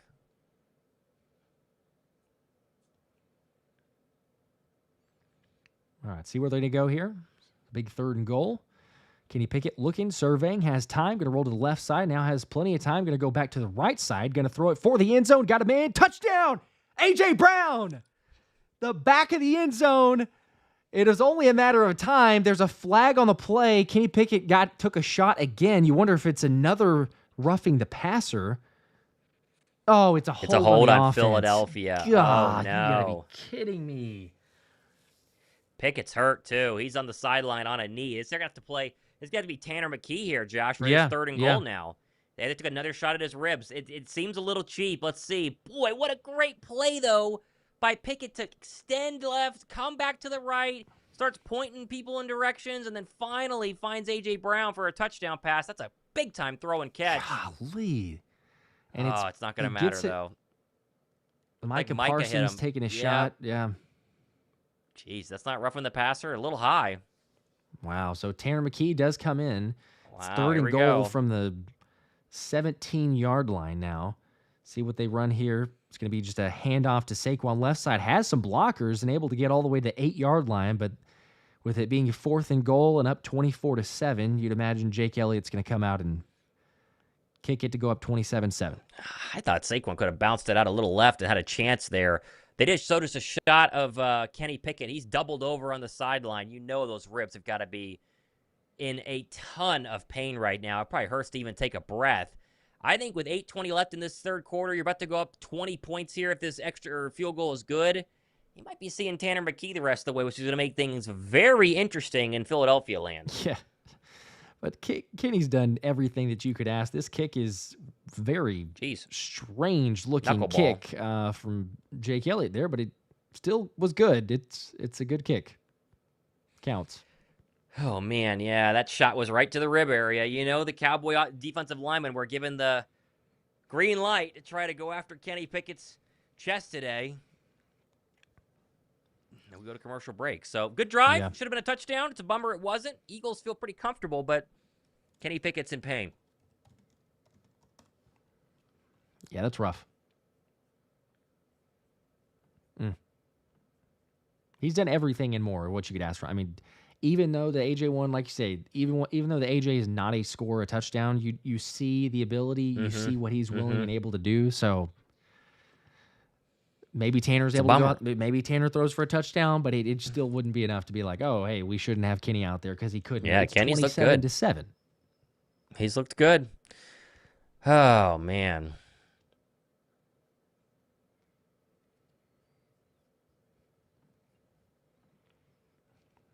See a couple other updates. The Giants are slowly starting to give it back, 28-20 now. Still leading the Colts, but the Colts are driving. Yeah, that call came down from on high. You know, Mr. Mara was like, we don't want to lose the #1 overall draft pick, so let's make sure we lose this game. Yeah, calling down there and say, hey, yo, Brian, listen, I know you guys are scoring well, playing well, all this other stuff, but make sure we lose this thing. Yeah, right?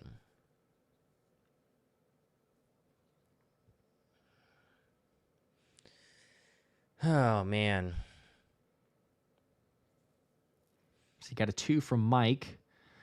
Did they even show the hold? I don't know that they did. I don't think they ever showed it because they were just showing the Pickett getting the shot to the ribs. Never saw the hold. Nope. You assume it happened, but you never know. Boris, I did not hear who they called the hold on. So I'm sure somebody in the chat can confirm what number they said, but haven't seen it. Some sort of hold. Haven't seen it. Well, at least, Josh, it's been a comfortable day, right? I mean, 27-7. You got 8 minutes left in the 3rd quarter. Hopefully, you extend the lead or at least just cruise the rest of the way, stay healthy. It's going about the way that you would hope. I think it was a slow start. A little bit of concern at first couple of drives as Pickett is going to the locker room, by the way. So there's the big Dom escort that you never want to get.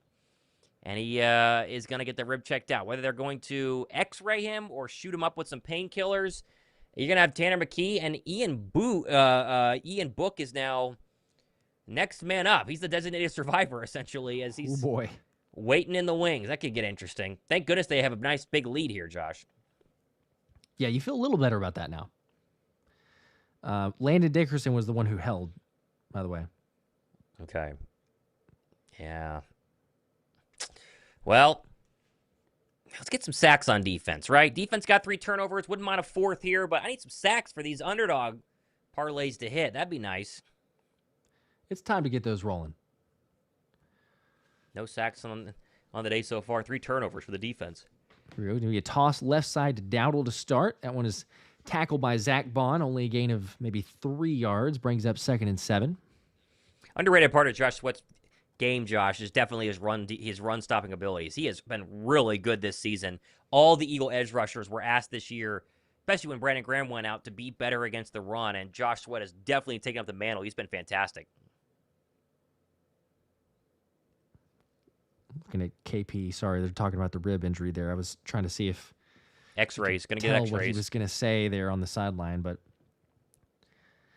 2nd and 7, another run. This one is eaten alive there. Jalen Carter first, then Nolan Smith, Oren Burks to clean up. Brings up a long 3rd down. Yeah, Oren Burks, again, the guy that cleans things up here, but Jalen Carter makes the play. You wonder why Jeremiah Trotter Jr. had back-to-back drives where he was in for Burks. Burks has been the starter the rest of the way. Kind of some odd linebacker switches there. We'll probably find out on Tuesday during the coordinator press conferences what was going on. But overall, no Nakobe Dean, no problem. They've been pretty good as we get a shot at Tanner McKee practicing the snaps with Cam Jurgens on the sideline right now. 3rd and 13. Big 3rd down. This time going to be a screen pass. And Turpin had some space, dropped it. Oh, what a big drop. I don't think that he would have covered it, but you never know with a dangerous opportunity returner like he is. But drop pass, 4th down. Yeah, it could have been close here. Cooper Rush is now 11 for 19, 102 yards, 1 touchdown, 2 picks. This defense is starting to lean on the Cowboy offensive line. A good job by Josh Sweat to get in the throwing lane there and maybe make it a little bit tougher for Rush to find Turpin. But a quick 3 and out is not what the doctor ordered for the Cowboys. And 6:43 left in this game, or in the 3rd quarter, excuse me. A little Cooper DeJean run back time? Who knows? Why not? The punt is away, caught by Cooper DeJean at the 21, has some room to return to the 30, and the 35 is where he ducks out of bounds. So solid return, and that's where Tanner McKee, the Brazilian bazooka, as some would claim to call him, is coming onto the field. He's not Brazilian, but he did live in Brazil for a little while. So there you go. We'll see what Tanner can do. Stanford prodigy, obviously a very tall quarterback. Arm strength is kind of his MO, and I think he just threw a very catchable and accurate ball over the course of the past 2 training camps. And not like he was beating out Kenny Pickett. He didn't do that, but he did show some flashes, especially late in those preseason games where you go, yeah, this guy's got something. Yeah, he definitely has what it takes to be a backup in the National Football League. 2 years now in Philadelphia, a lot more confident, and with Jalen Hurts probably being ruled out internally a lot earlier than Friday for Philadelphia, that McKee had an idea with Pickett's rib injury that he could take some significant reps in this football game. I'm sure he practiced and prepared as hard as he ever has, and now we see what he's got. If he starts lighting it up, though, with the ones, it's going to be very, very interesting to see what they do go the course of the rest of the week. Mm-hmm. Like you said, they might go with final week game. If you don't need to play the starters and Jalen Hurts, then Kenny's injury, then Tanner's going to get another opportunity, maybe a start next week. So Deep Crow with a 2 said Cowboys are way down. Start the clock on Huff watch because it's Bryce Huff. But is Bryce Huff back officially from the shoulder? I didn't see him back in there yet. I think that he's still dealing with a shoulder injury, so I don't know if he's going to come back. The S box with 2 says Barkley less than 200 yards away from Dickerson. 200, yeah. I mean, that's it's a pretty big number, but if he gets maybe a nice run here in the 3rd quarter, that could be significant. Maybe we could get he's got 21 carries. I need 2 more carries to hit the over on that. So let's do 1 carry for 2 yards. Yeah. And then break 1. Because then at that point, they might not run him again for the rest of the game. But break 1. That would do it. And then he would finish with, if he breaks 1 from here, that's 35-ish, 65 yards on that I'm awful at math without a calculator, 146-ish, something like that? Something like that. Somewhere yeah, maybe a little less. I need the anytime rushing touchdown. That's what I'm desperately needing. And so breaking 1 would be fantastic. I actually think they're going to play him probably the rest of the way, even if he breaks 1. I think that they're going to try to get as many yards as possible in this game.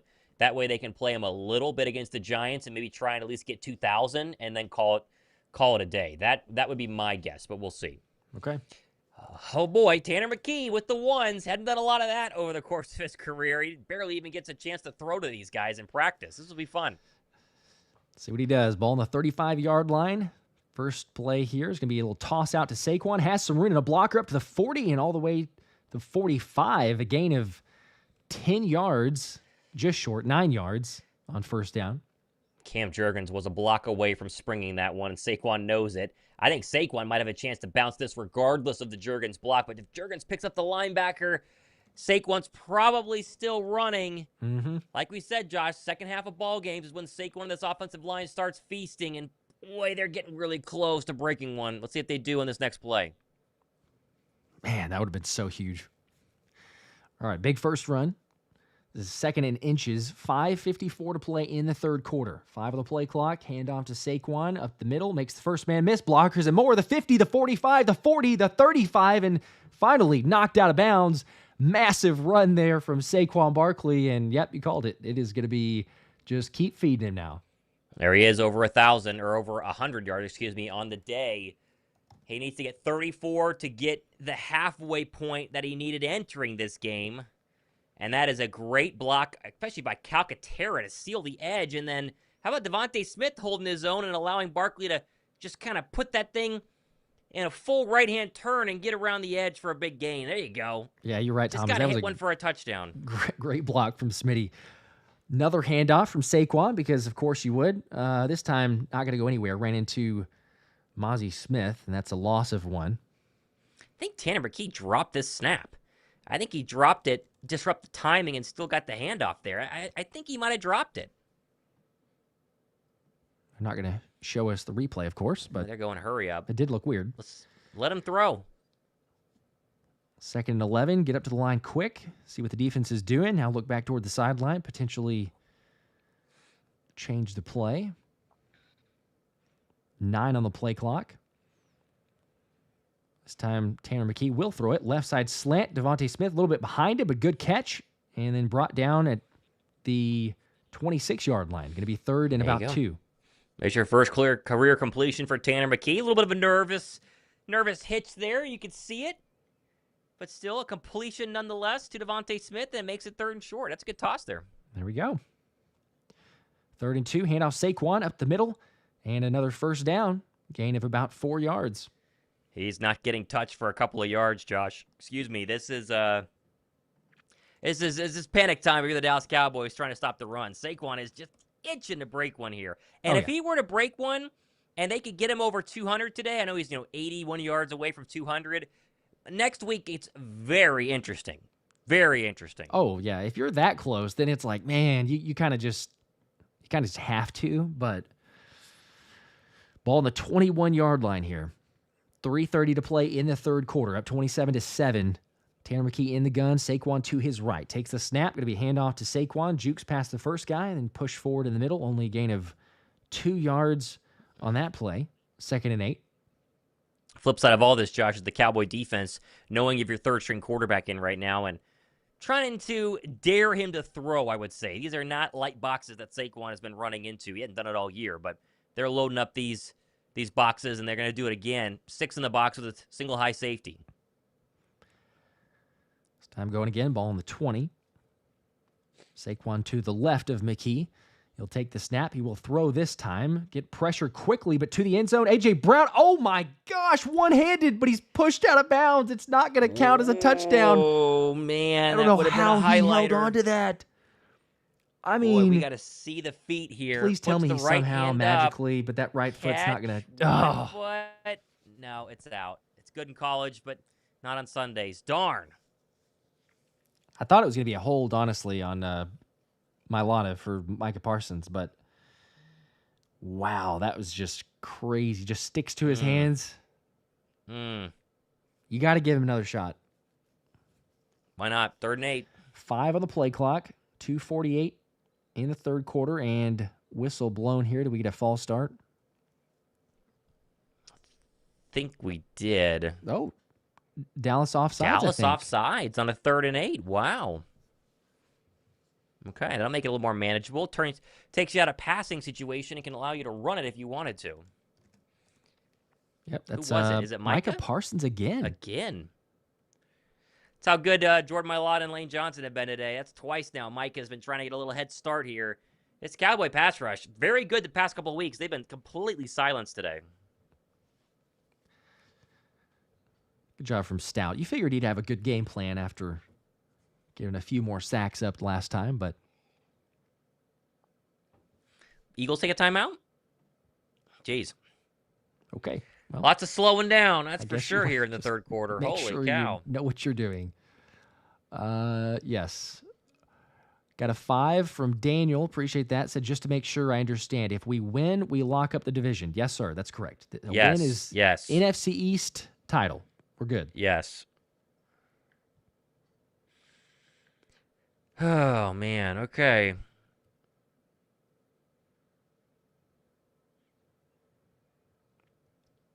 Saquon on the sideline, get a little breather after some good action, help them get down into the red zone.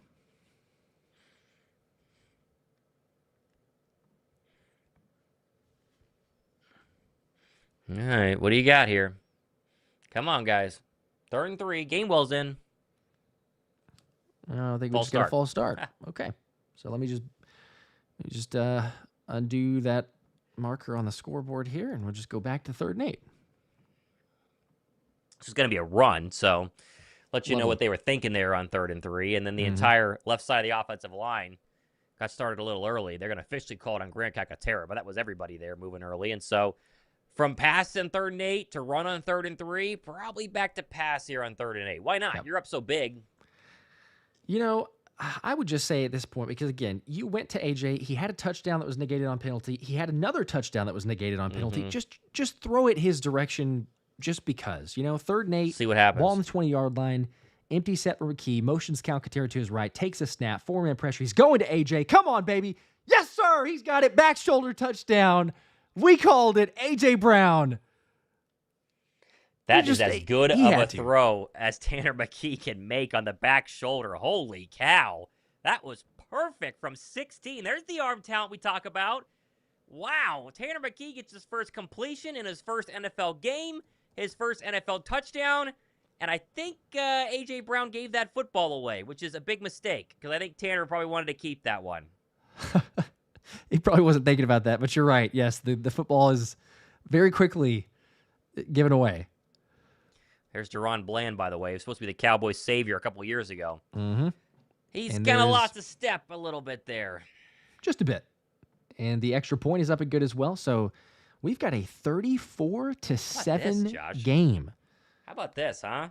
Jeez. I mean, give Dallas some credit. They're 1 point better than they were the last matchup. It was 34-6, and it's 34-7 now. So they've shown some improvement. Sweeping the Dallas Cowboys, huh? I gotta like that. I'll take that any day of the week. For sure. Now, people will they'll make excuses. They'll be, oh, well, it was without Dak and, all this other stuff. Doesn't matter. Well, who cares? Does Jorge not with matter. a 2 says, are we in the wild card now, or are we in a seed? Well, everyone gets a seed. Right. We're the 2 seed when we win this, and then and then we would play in the wild card. So it matters what happens with the Vikings game in about an hour, and then tomorrow night with the Lions and the Niners. Big Niner fan, big Packer fan the next 2 days if you want to get the 1 seed. Yes. Here we go. How about that? Both receivers getting in some action. You have DeVonta with 5 for 95 and a touchdown. AJ only 3 for 36, but he does have a touchdown. He made 2 other touchdown catches, like we said, but they were penalties. Solid day from Kenny Pickett, 9.5 average, 1 touchdown. Tanner McKee, only 3 attempts, but 2 completions. 9.7 yards per attempt, 1 touchdown. And then Saquon, you got 26 carries, 115 yards, and 4.4 a carry. Pretty good. Pretty good.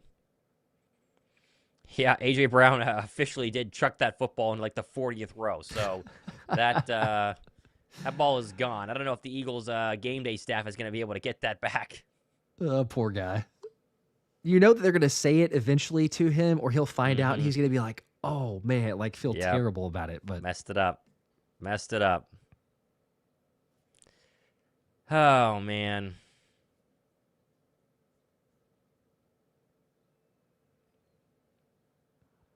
let's see. I think I've got. I may not hit this here actually. I was going to say the only one that I need is Jake Ferguson, but I need him to catch 2 more passes. I mean, there's time. They just dink and dunk maybe, but all the other 3, the other 3 Eagles ones have already hit. Just need that one. Well, one more. At least you got 3 the 4 if you flexed it. Yeah, I went a little aggressive with it. I just went a strict play. I didn't even flex it. So okay. Yeah, I might be paying the price though, because otherwise it would be a guaranteed at least some sort of win. But we'll see. Maybe I get lucky. Devontae Turpin catches this one. We'll down it. And the Jake Elliott experiment should hopefully be completely seasoned. They're going to show the replay of this. He launches it. Jeez. Poor Tanner McKee, man. That is terrible. Okay, so he did now. They're telling him. They're showing the reaction on the sideline. He realized it. Oh, no. That is hilarious. Oh, yeah. He's trying to get the ball back from the fan. Oh, the fan's bringing it up. He got it back. Oh, let's go. Oh, yeah. That's awesome. I would have milked that for something, for sure. That's legit. Surely he's going to get something. Whoever that fan is, he's going to get some good trade-off. This is a handoff Dowdle up the middle. Really good gain of 15 yards before he's finally brought down. I think AJ was saying, like you said, it traded his jersey for the ball. I think that's a fair trade. I would definitely trade AJ Brown game-worn jersey for a touchdown ball, in my opinion. Oh, the fan's saying... He's got you. Yeah, so, he said, I got you. Atta That's boy. Cool. Everybody understands, what it meant. So. Yep. All right, back to the game. 2 minutes left in the third quarter. Another handoff here. Dowdle left side, going to run again and breaks the first tackle of Zack Baun, but then hit by 3 different Eagles, dropped just past midfield, brings up about a 2nd and 4. Just something about that Oren Burks. He's wearing 42. It's not a great linebacker number, but he's a big linebacker, especially whenever you look next to Nakobe Dean. He's massive, and he laid a big shot there on Rico Dowdle, and would not want to be on the receiving end of one of his blows. As we see Kenny Pickett come back out of the tunnel in a hoodie and hat, so he's done for the day. Yep, clearly so. You wonder, is that officially broken ribs, fractured ribs, how severe? But done for the day. Pass slant here. Zack Baun, incomplete. Good tipped pass and great coverage there. Brings up 3rd and 4. We know who the offensive player of the year is. MVP, rookie offensive player of the year, even defensive rookie of the year, I think, should be Quinyon Mitchell. Defensive player of the year, a little more cloudy, especially with TJ Watt not being as dominant over the course of the past couple of weeks. I think Zack Baun's got a chance, Josh. I know the name is not that big. Linebackers don't normally win. It's almost always an edge rusher, kind of like how quarterback is for MVP. I don't know. Baun's been so good there, and another reason why, getting in the passing lane and setting up a 3rd and 4. Minute 18 to go in the third quarter. This time's going to be another run up the middle, and it will be a first down. Gain of, almost 10 yards there. Some more good blocking up the interior. It's kind of surprising Dallas isn't going to throw in a 34-7 game, but I guess Philadelphia's expecting them to throw. They were lining up those defensive ends in the wide 9 position, and they're happy just to run it and get some nice gains there from Rico Dowdle. Very true. Let's see. Paulo with the 5 says first touchdown ever with a Brazilian flag on the helmet. Awesome. Shout out to Sao Paulo. There you go. Not bad. That's pretty cool. Another handoff here. This time Ezekiel Elliott, and he will get 5 yards. It's kind of a constant effort. And I know that, Eagles are going to be kind of backing off guarding for the pass, so it's a softer, lighter box, but it feels like Dallas can get 5 to 7 yards just about any time they want. Yeah, like I said, I think that they're expecting passes to happen here, and that's just not been the case. It's been a lot of runs, and they've worked. And if you're the Dallas Cowboys, you're down 34-7. You're not necessarily mad at the idea of this game ending sooner rather than later. Oh, for sure, yeah. This time, finally, will pass, and it is complete to Jalen Tolbert. Plenty of room to run all the way up to the 16-yard line before he's pushed out of bounds. So that'll end the third quarter with Dallas in the red zone threatening, yet they are still down 34-7.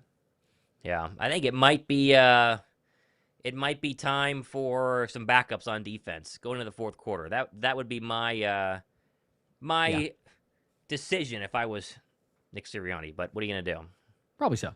Yeah, I'd imagine so. J Money with a 5 says NFL script writers were cooking with Saquon breaking Dickerson's record against his former team. It's going to have to get a lot of yards. Yeah, a lot in the final game. I just don't know if it's realistic for the Eagles to play him enough. I think that he could, but you just have to go and ask him, like, hey, you're going to play a full game. You're not going to get a bye week. You're not going to get a rest. You're just going to play. Yeah. And do you risk an injury on a meaningless game for a playoff game that comes up the following week? I don't either. Think so. I think he would also say the same thing, like, no, I'm good. Let the other guys eat. Yeah, I think Saquon Barkley wants to win a Super Bowl, and I think that, depending on what happens over the course of the next, 24 hours, Philadelphia likely has the 2 seed, but the matchup Philadelphia will have in the first round, if it is the Washington Commanders or if it's, maybe like a Tampa Bay Buccaneers, if things got a little interesting, unlikely though, you're going to need Saquon Barkley in that first round. And the second round matchup could be Atlanta, it could be the Rams, it could be the Vikings or the Lions. I think that giving him a rest, I want 100% Saquon Barkley. That way he can carry the football 30 times a game over a 3 or 4 game stretch on route to another Super Bowl, or to a Super Bowl, I should say. Yep, for sure. Rustrada with the 10, we appreciate that, says dropping a 10 for that dime that AJ caught. Go Birds. There you go. That was a little fantastic Tanner throw. McKee dime, huh? That was a pretty good dime. Back pretty shoulder good dime. throw, the way that he made that was picture perfect. Yep. Love it. Elbert with a 2 said, now let's get Saquon to 150 on the ground. Yeah, we need to get close. But are they going to play him again is the question here. That's true. I mean, if they pull him right now, then for a fact he won't play next, because next week is meaningless. The only reason he plays next week is to go after the record. If you pull him now in this game, then you're also saying, like, hey, he doesn't care as much. It's about the health. He won't play next week. Yep. We'll see. Oh, man. Appreciate you guys. We were over 3,000 viewers combined between both streams. Gotta like that. 1,100 Appreciate it. likes as well. Make sure to hit the sub button if you haven't already. Eagles very close to clinching the NFC East officially, winning 34-7. That's fun. We are into the fourth quarter with Dallas having the ball at the 16-yard line. Thomas, you got it. All right, here we go. 16-yard line moving left to right. Dallas back in the red zone for the first time since the first quarter. And here's a run by Rico Dowdle for about 4. Eagles starters are all still in there, as Kenny Pickett has come back and put his jersey back on, actually. So that is interesting, as he actually walked out of the tunnel. Oh, CeeDee Gardner-Johnson is hurt. That is not good. Oh, gosh. Oh, man. This is why I said play the backups. Oh, boy, that would be really bad. And we're going to commercial break. Okay, Gardner-Johnson is down. And yeah, this is a 34-7 game, Josh. There's no reason that the starters should be in right now. No reason the starters should be in right now. See if we get an update here sooner rather than later.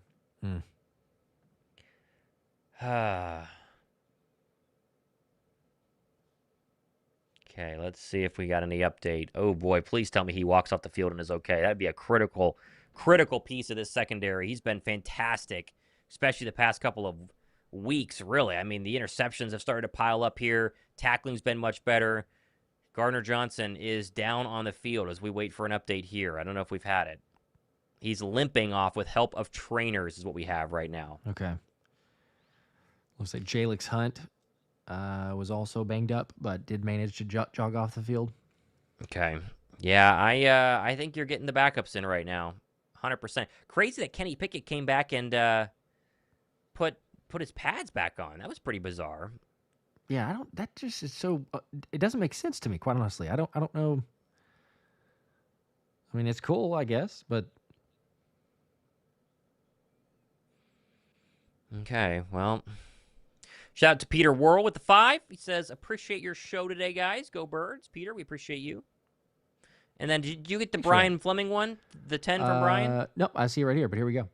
There you go. Just because you guys are great. Go Birds. Appreciate that. How about that? People are starting to spread the joy of an Eagles win. Let's just worry about Gardner-Johnson now is the real fear here. He walked off his own power and headed to the medical tent. But the question is really, what is the severity of a limp like that? Oh, I hope he's okay. That would be a major loss for Philadelphia if he has a significant injury. That would put a massive damper on this one. Yeah, that would not be good. And he would do everything right in this game except for get out healthy and lose one of your key pieces. Okay, they're coming back with commercial break, so we're going to see, I want to see a replay. Hopefully it's just a twisted ankle or something like that. Here we go. Here's our replay. He gets hit by Jalen Hunt on the ankle. I don't think it looked that bad, but we're not doctors. Here's a 2nd and 6 pass from Cooper Rush, left side end zone. He overthrew Kevontae Turpin, so 3rd down and 6. It didn't look that bad, right? You're looking for a non-contact or a really weird angle and his leg being bent in the wrong direction, and that was neither of those. So hopefully okay. Starters are still in, though, Josh. If Nick Sirianni was going to call uncle here, not the case yet. So 3rd and 6. 14:37 to go, 4th quarter. Cowboys are 5 for 10 on 3rd down. This one will come at the Eagle 13. Rush been a little rattled here in quarter number 3. See what he does in quarter 4. In the shotgun, he takes the snap, give Dowdle up the middle. Bird sniffed that one out well. Ball's out. Ball's on the ground. I don't think Philadelphia's going to get it, though. I think Dallas got back there as Dowdle dropped it. And we got to see who's on top. Philly thinks they have it. I'll be shocked if they do. They do. No way. DeJean's got it. Wow. I think Nolan Smith's got another punch out. Let's see. Ooh, Dowdle got smacked right in the groin, and then there goes. Yes, he did. Nolan there Smith you go. With a very clear fumble, and somehow Cooper DeJean jumped on this football and pulled it out from under Steele's bottom. Really. Let's go. Wow. Hit the ball, drop the ball. Cooper DeJean on 4 turnovers. 9 turnovers in the past 2 weeks, Josh. That's unbelievable. The penalty marker. I think you're going to get some sort of roughing after the play here. I think you're going to get a shove. Yeah. Someone shoved Jalen Carter. Yeah. Yeah, that was pretty obvious. So it's going to be 15 more in Philadelphia's favor. How about that? We will take that. Okay. I thought for sure the Cowboys were going to recover that. So there's your fumble recovery. After the play, personal foul, and it is on Dallas. So 15 more tacked on. You got to like that. There you go. Good. Get to see a little more Tanner McKee now, I think, unless Nolan Smith, but we'll see. Or sorry, not Nolan Smith, unless Kenny Pickett. My question, though, is really going to be what's the Gardner Johnson update, which we're hoping to get to you guys here soon. Nothing yet. Nothing yet. Yeah, let's see. Deep Crow with a 2. Wonder if Pickett dressed to avoid elevating QB4. Maybe he had to put it on. That would definitely hurt for the cracked ribs though if it's gotten any worse. That's true. That Ultraman really with hurt. a 5 says my favorite player is Cooper Rush. He's going to guarantee my Eagles wrapping up division today. LOL. Colorblind cowgirl. # he stinks. Yep, I agree. Looks like no update on Gardner Johnson yet. Okay. Jasper with a 2 also says now people want to get back on the Fangio train. Yeah.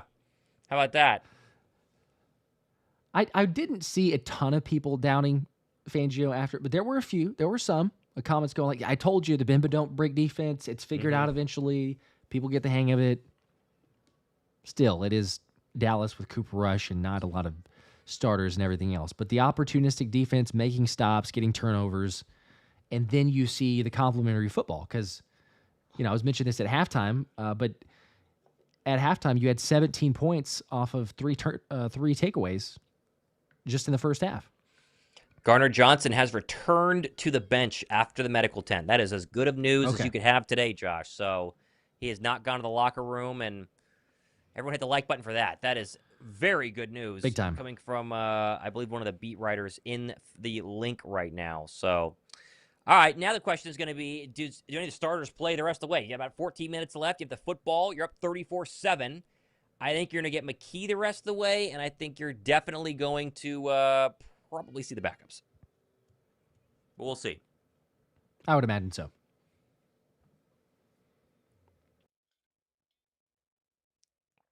We wait to come back from a commercial break.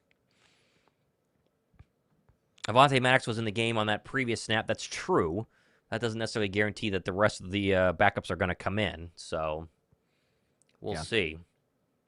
No other NFL games are really interesting right now, Josh. Bills 33-0 over the Jets. Raiders 19-10 over the Saints. I guess Colts-Giants is close, 28-26 Giants. That definitely matters for the draft. Buccaneers have scored again, 47-14 over Carolina. Jeez. Jags 20, Titans 13. So Saquon and the offense are still out there. Tanner McKee is your quarterback. Here's a first down handoff to Saquon Barkley, bounces it up the middle, and then falls down, gets back up, and gets across the 30 to the 31-yard line. And so 34-7, Josh, with 13 minutes left, and you're still running Saquon Barkley. I think they're trying to get him the record. It feels like that. Yeah, maybe something about keeping him out there to that point. I'd say so. All right, everyone say a prayer for the Eagle offense. Stay healthy. That is the name of the game right now as we're showing all 4 of the Eagle turnovers. How balanced can you be? 2 interceptions, 2 fumbles, about as good as you could hope for. And if this continues, the Birds can really hurt people, especially in the postseason if they keep getting this many turnovers. 2nd and 4, and McKee will do a little toss left side of Saquon Barkley, who gets around the edge and makes a man miss and gets the first down across the 40, and will go out of bounds at the 42, 43-yard line. And so, again, 134 was the magic number. He's at 130 right now, Josh, in order to get halfway in the final 2 games. Needed 134 today, 134 against the Giants, and that would break the record, and he is 4 yards away from that. So clearly they are going for this, Josh. And I think the idea is to get as many as he can today. That way he can play a half next week and maybe kind of try and break the record. Yeah. Yeah. Just let him rip one off here for 60 yards. And then you got a serious conversation. Tyler Steen is in at right guard. Something to keep an eye on here. Is there a 1st and 10 from the 42? Lone setback is Barkley, and they'll hand it off to him for 3, maybe 4. And so it'll be 2nd down and 6. And a lot of touches for 2-6 today. He is getting a full workload today.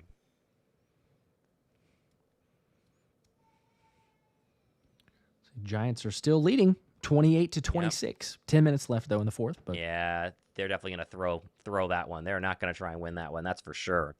2nd and 7. They only gave him 3 on that first down run. 12:29 to go here, 4th quarter. 34-7 Birds on their way to win number 13 on the season, but the ball's at the 45-yard line. Pickett in the gun. Barkley to his right.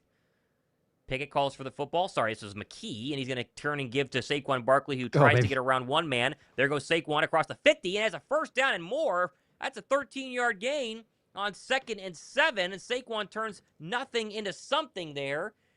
And the fans love it. That's over 134 on the day, and we'll see how much longer 2-6 stays in. It looks like he's going to stay in again. Shout out to Josh H. with a 2. The super chat here says Saquon hits 2,000 if he gets 41 more yards, and after that run, it's actually, I think, 28 more yards. So it's possible. At the very least, you get the 2,000 today. Pretty crazy. 30 carries, 144 yards. He's averaging 4.8 per touch. Ball at the Cowboy 46. McKee in the gun. Now moves to the pistol. He's got Barkley behind him. Takes the snap. Turn give Barkley. Running left side. Baby, he's got a hole. There goes Saquon Barkley. Barkley to the 30. Barkley to the 30, 25, and out of bounds to the 22-yard line. And that one is going to get him maybe to 2,000. It's going to be real close. He did. Let's 2,000 go. rushing yards for Saquon Barkley. And he's going to check out of the game. Wow. That's what you wanted. That's what he wanted. That's what the Eagles were trying to do. Record is not going to happen because, I mean, maybe they're going to give him rest and keep trying to run. But I don't know. It feels like you wanted to get to the 2,000, bigger fish to fry. They made it happen. Either way, if it's this and that's it, like, yeah, what an insane season. That is unbelievable as he checks out here. 10:51 to go. 2,003 yards, 13 touchdowns for Saquon Barkley on 345 carries. Everyone comes up and gives him a high five on the sideline. I believe Philadelphia had to take a timeout because that play clock was winding down. And it looks like the starters are checking out. I can't tell. MVP chants rain down. Look at them all. They're all high-fiving Saquon on the sideline. That is pretty crazy to have a 2,000-yard back in Philadelphia, Josh. That's pretty legit. Well, there's 10 minutes left, and I mean, is he gonna check out, or are they gonna kind of pump the numbers up a little more? That's gonna be the question here. Yeah, I don't know. He's Look, staying he's in this coming back game, I in. think. Okay, you call the timeout. He's coming back in. Wow. So he's checking back out. He's within what, 100? I think 104, 105 away. I think is the magic number. Yeah, because he's what? He's 2,003 rushing yards right now. Yeah. All right, 3-yard line. Gainwell is the lone setback. He'll get a handoff, and he's going to get hit in the backfield by Micah Parsons and drop for a loss of 3. And so I believe that's going to be it for Barkley's day. But there's a lot of time left in this football game, and if they wanted to kind of crank those numbers up a little more, they definitely can do it. The thing that's going to probably happen, Josh, is if you were to have a scenario where Detroit were to lose and the Vikings were to lose as well today, then they would have to go for a win next week, and then Saquon will probably for sure break the record. But now we get the conversation all week long as he's about 100 yards away. Out comes Lane Johnson. He is checked out of the game safely. 2nd and 12. McKee's going to throw. Looks right, throws right. Caught. DeVonta Smith split. DeVonta Smith 10, 5. He's in.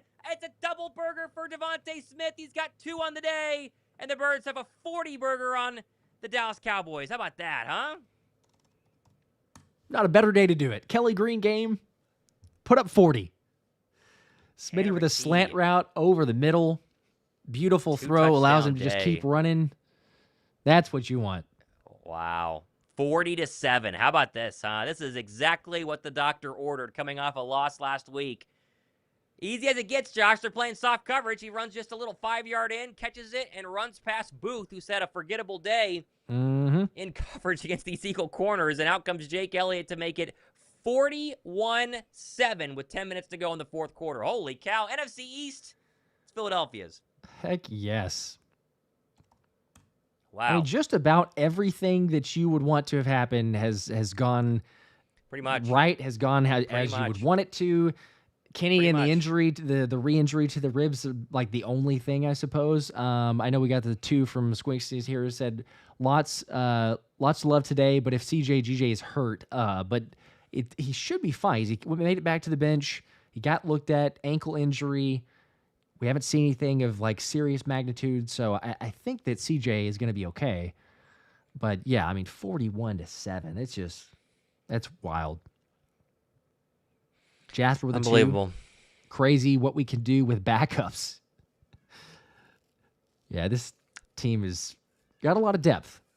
Starting to wonder about Tanner McKee though. That might be that might be a question that comes up this week and maybe taking over the backup job. I know it's crazy, but he has looked very good in a limited number of passes in the second half. Very good. Oh man! All right, get everybody out. I've seen enough. Let's just back up the rest of the game, huh? More than enough. We've seen plenty. Mike with a 5, appreciate that. Says can't ask for a better Christmas present than a Cowboy stomping. Yeah, literally. And Saquon got to 2,000. That was really my hope, right? If he's not going to be able to break the record, at least get to 2,000 because it's such a rarity in the National Football League. And he clearly has been good enough to get there. And credit the offensive line, everything that they've done to get him to that number. But very impressive. Very impressive day overall for Philadelphia. And especially after the start where Dallas, goes right down the field on drive 2. They score to tie it up. Pickett's looking a little rusty, couple 3-and-outs. And since then, it's been pedal to the metal and all birds. It's been very impressive. Definitely has. Josh B with the 5. Saying everyone was both wrong about Kenny and right about Tanner. Yeah. It's fair. I mean, both of them. They both have played really well. Good. Both have multiple touchdowns. Crazy. And this is a Cowboy team that literally beat the Bucs last week. I mean, they were coming in as hot as they had been with Cooper Rush. No CeeDee Lamb, that makes a difference, but the defense was playing very well. Yep. And the Giants scored again. So the Giants are leading 35-26. And Drew Lock today has thrown 4 touchdown passes at a 14.9 per attempt average. I did not really see that one coming. 6 How catches, about that? 168 and 2 for Malik Neighbors. If you add him, you're looking really good in fantasy. 125 rushing and 2 touchdowns for Jonathan Taylor. But how about those Giants? Got to love that too. Turpin takes this one off a hop at the 5-yard line, 20-30. There goes Devontae Turpin to the 40. Flag down. Devontae Turpin gets around the edge. One man to beat. Turpin is out of bounds at the 30-yard line of Philadelphia, but I think this one's coming back. I think it's definitely coming back. Yep. We are looking at 101 yards to the record. Wow. 101 yards. That's what it's going to be, Josh. So close. 101. 9th player in NFL history to go for 2,000. That's how big of a deal it is. That's unbelievable. Unbelievable. Oh, man. All right. Well, let's see who trots out on defense. I would bet you're going to see a lot of backups. Just a bit.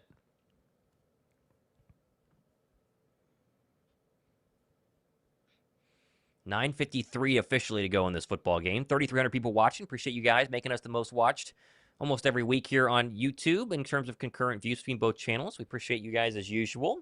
Haven't subscribed yet. We got plenty of stuff happening. Might be a playoff ticket giveaway in our future for me and Josh. I think that's all but guaranteed. Bird backups are in case you were wondering. A little Keely Ringo time. Sidney Brown is in as well. Here's a 1st and 10 pass from Cooper Rush from his own 13. Looks across the middle, fires, caught Jake Ferguson, and he's going to be hit immediately. And it's Jalix Hunt and Oren Burks pinballing their way between Ferguson, who's going to get maybe, let's call it 7. It'll be 2nd down and 3. There you go. Nice to see Bryce Huff out there after the shoulder injury. Yeah, for real. And I need one more catch from Jake Ferguson to win that. Come on, baby. Pick. We could just use a little dump Come off on, pass. baby. Come on, make it simple. Don't overdo it. 2nd and 3 from the 20. Ferguson is in the game as the lone tight end. He's tight on the right side of the formation. 9:17 to go, running clock, and a 41-7 blowout in Philadelphia. Rush takes the snap, turn to give Dowdle up the middle, and he's going to be tackled by Thomas Booker. Not before he has the 1st down, but nothing more. It'll be 1st down and 10. And looks like they're going to not go hurry up, I don't think. Okay, so Cooper Rush is 13 of 24, 128 yards, 1 touchdown, 2 picks, one of his worst days since filling in for Dak Prescott. And credit to this Eagle defense. You expected them to play well. Obviously, no CeeDee Lamb. This has been very impressive ever since they went down and scored on their 2nd drive of the day. 1st and 10, 8:40 to go in this football game. Ball at the 24-yard line. Rush under center with 2 tight ends to the right side of the formation. Another Dowdle run. Gets to get past one man and then fall forward with an Oren Burks, Thomas Booker joint tackle after a gain of 4. It'll be 2nd down and 6. Got the 20 from Ironic Keyboard. Appreciate the 20 bomb. Let's go. Sick. This is great coverage, guys. Happy New Year. Happy New Year. Appreciate that. Yep, coming up with some college football definitely playoff games. It's pretty fun.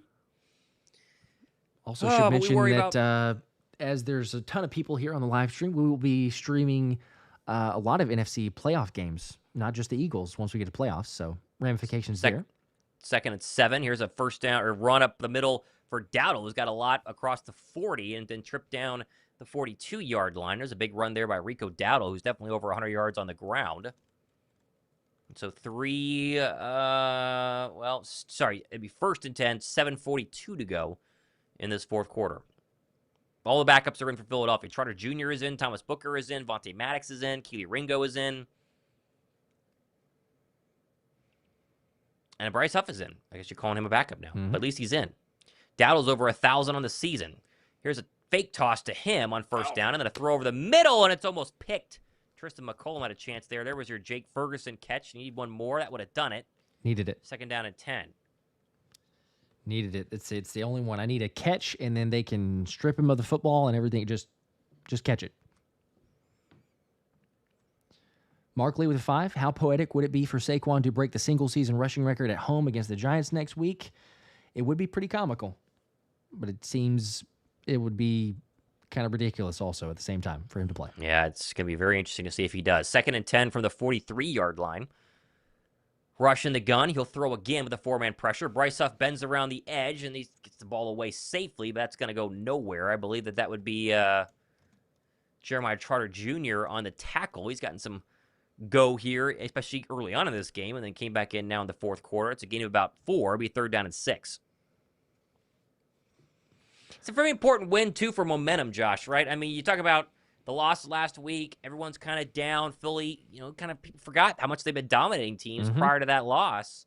And now you get a dominant win against a 7-win Cowboy team. Maybe kind of turns the tide and makes sure you're red hot entering the playoffs. 3rd and 6 right now. Rush will throw again. Screen left side caught. That's going to be Turpin. Gets around the edge, and there goes Devontae Turpin for a nice gain. Out of bounds into Eagle territory after a gain of about 20. That'll stop the clock will keep running with 6:30 to go in this game. Appreciate the 10 from Mike. It says Tanner McKee plus Kenny Pickett times, I guess. Yeah, there's only an asterisk, but yeah, multiple times Smitty equals Nick Foles. LOL. JK, go Birds. There you go. Next Nick Foles. I saw a couple of those tweets after McKee's second touchdown pass. They found him. They found him, but hopefully, you get Jalen Hurts back. He's going to be fine next week, and shouldn't be a problem. Here's a first down run to Dowdle from the Eagle 38. Good tackle there by Thomas Booker. You see why Booker made this football team. One of the last guys to make the roster at the end of training camp cuts. Pretty impressive. He's got a lot of people ahead of him, including Jordan Davis and Jalen Carter and obviously Milton Williams. Moro Jomo's been fantastic, but there's something there for Thomas Booker going forward in his NFL career. Only gained a 2, 2nd and 8.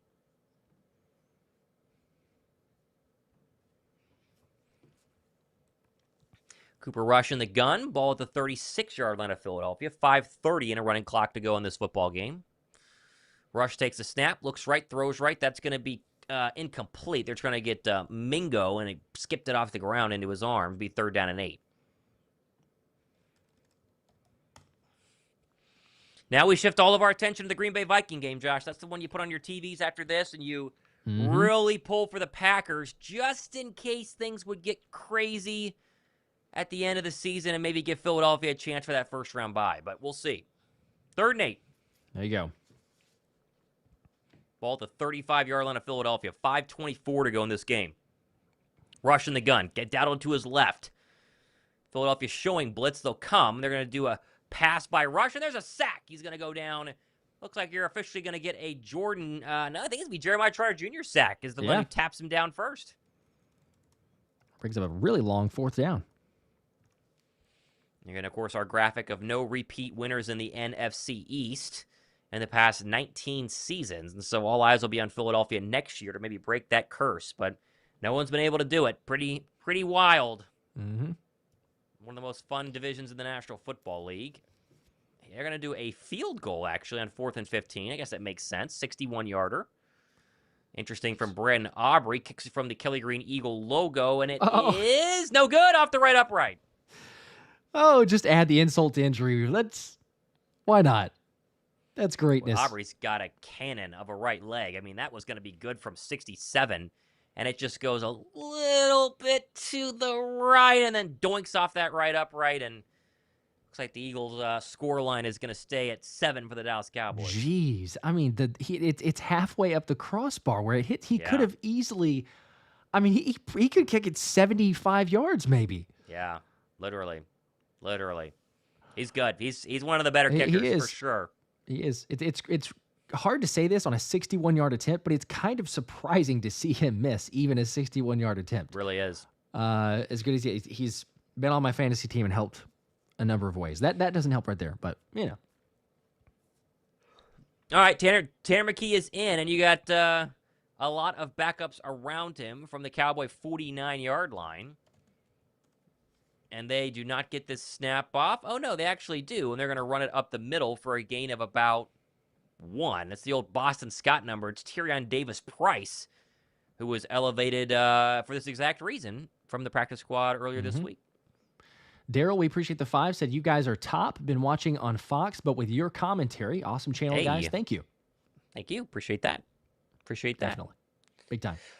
Johnny Wilson, Jahan Dotson, Anais Smith, E.J. Jenkins, a lot of backups in right now. Fred Johnson at right tackle, Tanner McKee at quarterback. Been fantastic in the second half. 2nd and 9, 4:04 to go. Philly unlikely to throw again in a 41-7 game from the Cowboy 49. Here's a second down run of TDP, who's going to get 5. Ooh, keep churning for 6. A nice run there from the undrafted free agent running back. We 3rd down and 3.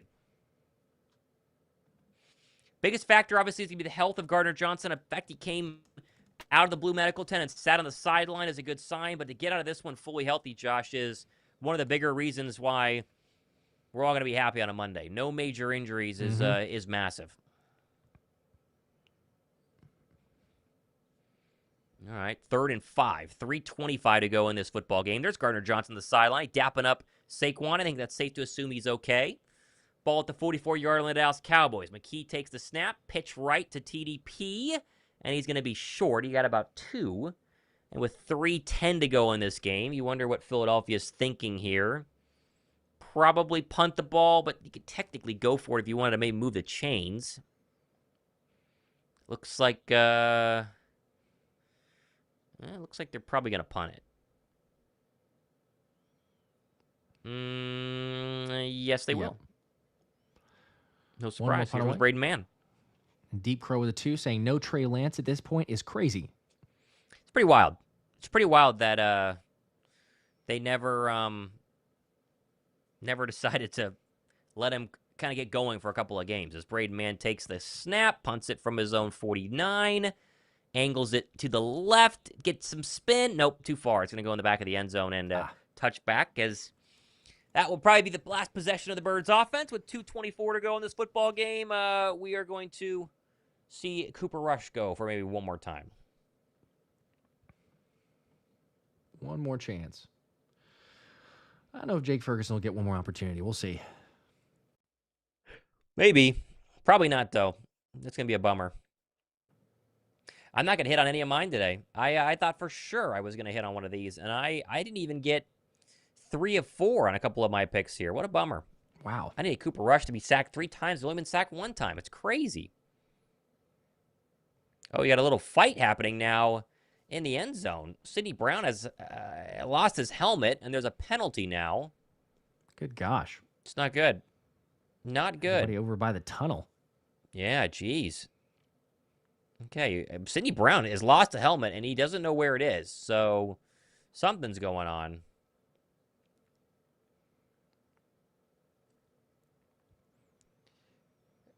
Oh, yeah, they're tackling CeeDee Brown and the referee in the end zone. Good gosh. Jeez, and then they just rip his helmet off? My goodness. And there's CeeDee Brown shoving him. Oh, my gosh. Oh, man. That was ugly. So I think you're going to get dueling penalties, and I wouldn't be surprised you get an ejection of CeeDee Brown here. Good night. It might. Let's see. Yeah, CeeDee Brown didn't start it, but he definitely tried to finish it. Goodness gracious. Yeah. He's like, all right, well, that's what's going to happen.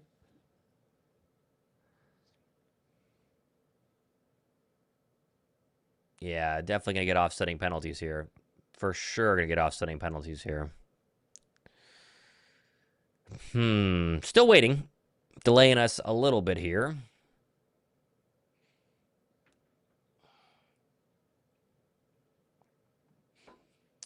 .224 to go in this game.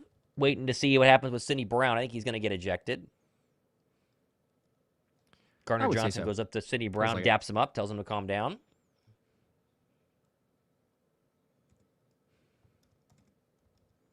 Here comes the call.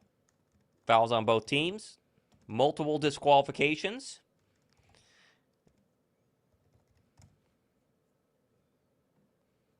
Dallas loses 2 players. And there goes CeeDee Brown. So, all right, well, not a surprise, honestly. CeeDee will learn from that. But you lose 2 Cowboy players, so it's 2v1. CeeDee Brown stood up for himself. Can't complain about that. And he'll get the big Don walk to the locker room. No one does it better.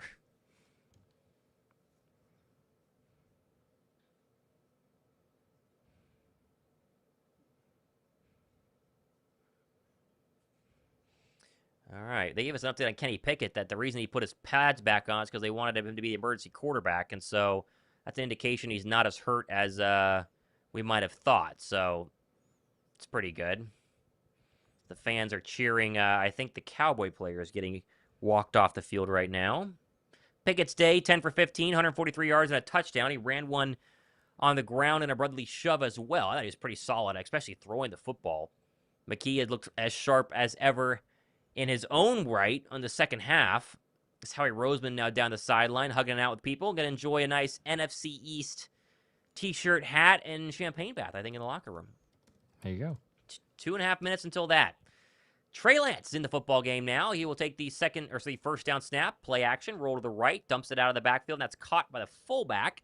And that'll be a gain of 2 or 3 by Lipke there. And it'll be second down, and let's call it 7, as that'll probably be the last snap of until the 2-minute warning. Got a 2 from Canucks Briggs. Says, them boys are hurting backups, putting the hurt on. Definitely the case. Crow with 5 says a massive fight after Bill Berkey's memorial graphic is hilarious, not great, but still funny. The soft Pretty music funny. fading to violence and chaos. Very funny. That's very well said. interesting juxtaposition Well there. said. Yes, it was maybe Go to some other appropriate, scores. maybe not. Other scores here in the fourth quarter. Bills 40, Jets 8. That is a microcosm of the Jets season there. Goodness gracious, as that's going to be the 13th win of the Buffalo Bills. Very similar. They are the AFC version of Philadelphia Eagles right now. Likely locked into the 2 seed. Red hot on offense. Their defense is a little more suspect, but Buffalo's going to be a menace in the postseason. Raiders, they're definitely about to win this one and really tank their chances of the number 1 overall pick. 25-10 with 3 minutes to go there in the fourth quarter. Good for Giants, them. as you mentioned, they are probably going to hang on to this one as well. They have the football with 2.5 minutes left, 42-33. How about a 4-touchdown day from Drew Lock? Malik Neighbors, 171 and 2 touchdowns in his own right. That has been a pretty crazy day. And, of course, Jaguars have officially beaten the Titans 20-13, and the Buccaneers have beaten the Panthers 48-14 to give Tampa a 9-7 record and very much still alive for the division and technically for the 7th seed. If you were to have a Commander loss next week, Josh, and a Buck or Falcon win, then the Commanders, I believe, would be eliminated, I think. I'm not sure on that, though. Yeah. Need the Commanders to lose today, for sure. A Commander win today would cement their playoff spot. Very interesting. Lots of scenarios. It's always the fun part. You take care of business, sit at home, watch and see how everything else plays out. Mike with a 2. Sydney is a beast. LOL. He's into him. He's definitely that. Burton says, All "Great right. watching the game with y'all." On to the Giants, baby. There you go. Appreciate that. On to the Giants. We'll see how many starters we get in that game. I don't think you're going to get very many, but remains to be seen. Mm-hmm. right. Let's see. I think somebody said the. Oh no. Okay, something's good. Well, maybe it's not directly at us. I was gonna say I saw a comment saying the Commanders are not playing today, but they are definitely playing today. So, anyway, Tonight, it's going to be a fun one. Michael Penix's second yeah. start, Sunday Night Football. That's a good one. Tune into that one.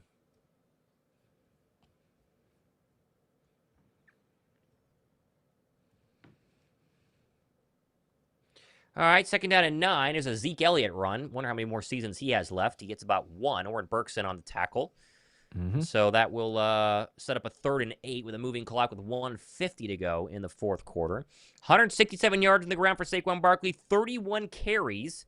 As we mentioned, 101 rushing yards away from Eric Dickerson. But technically, he's 1 rushing yard away from Chris Johnson and most rushing yards in the season. He's 3 away from Terrell Davis. He is 22 away from Derrick Henry. And then the graphic disappeared. So he has a couple other people he can pass and become maybe top 5 rushing season of all time. It's number 9 right now. That's nuts. 3rd and 8. Trey lands in an empty set. He'll throw, looks left, now evades some pressure, rolling right. Now he stops, still rolling right, and he's going to be chased and shoved out of bounds by Thomas Booker and Bryce Huff. And it'll be 4th down and 10 now. And the clock will stop with 1 minute and 9 seconds left in this game. Josh, we talk about playoffs. We look ahead to the next couple of games. We don't know who the Eagles' first opponent is. Do you have a preference here? I mean, would you rather play Washington, Tampa, Atlanta? Those are kind of your 3, I would say, wild card options, heavily leaning towards Washington. I think most of us would like Atlanta, but I'd rather have Washington than Tampa, if I had to be honest. Yeah, I agree for sure. I mean, just Not that we wouldn't or couldn't win, but I would put Tampa as the least likely or the least of those teams that I would want to see. But I want to see Washington. I mean, just, prove it back to them because they're like, oh, Yeah. you guys couldn't beat us. We're so much better and all this other stuff. Yeah. It was their Super Bowl. Like, I feel like the Eagles were going to win pretty handedly before Jalen Hurts got hurt. So, Felt that way. you know Felt what? that I'm way. fine. Bring it back to the link. Let's do it again. Jalen will be healthy. Defense ready to go. But I would say, like, I'd be happy to play the Commanders. I agree. If it's Atlanta, though, I'd also be fine with that. So, Scariest option, potentially, besides those three teams? You talk about Green Bay, Minnesota, Rams are kind of the next three options there. Any preference in stacking those three? yeah, it's weird. We beat the Packers already this season, but they have played really well, even though they lost to Detroit. It's so weird. Like, Detroit's kind of fluky, it feels like. They get wrecked by Buffalo, but then they beat the Packers, and, like, Green Bay couldn't stop anything. I guess neither team was really stopping much defense, but I would say Vikings I'm not totally bought in on, and maybe that's everyone's problem because it seems like just about everyone around the league is like, are the Vikings going to do anything in the playoffs? Can Sam Darnold, take them all the way? But yeah, I'd say like the scariest of those might be Green Bay, actually. Okay. Even though they're going to probably end up being the third ranked team in the NFC North. It's just they've started playing much better as of late. They're playing with a lot of physicality. Their linebackers hitting much better than they were.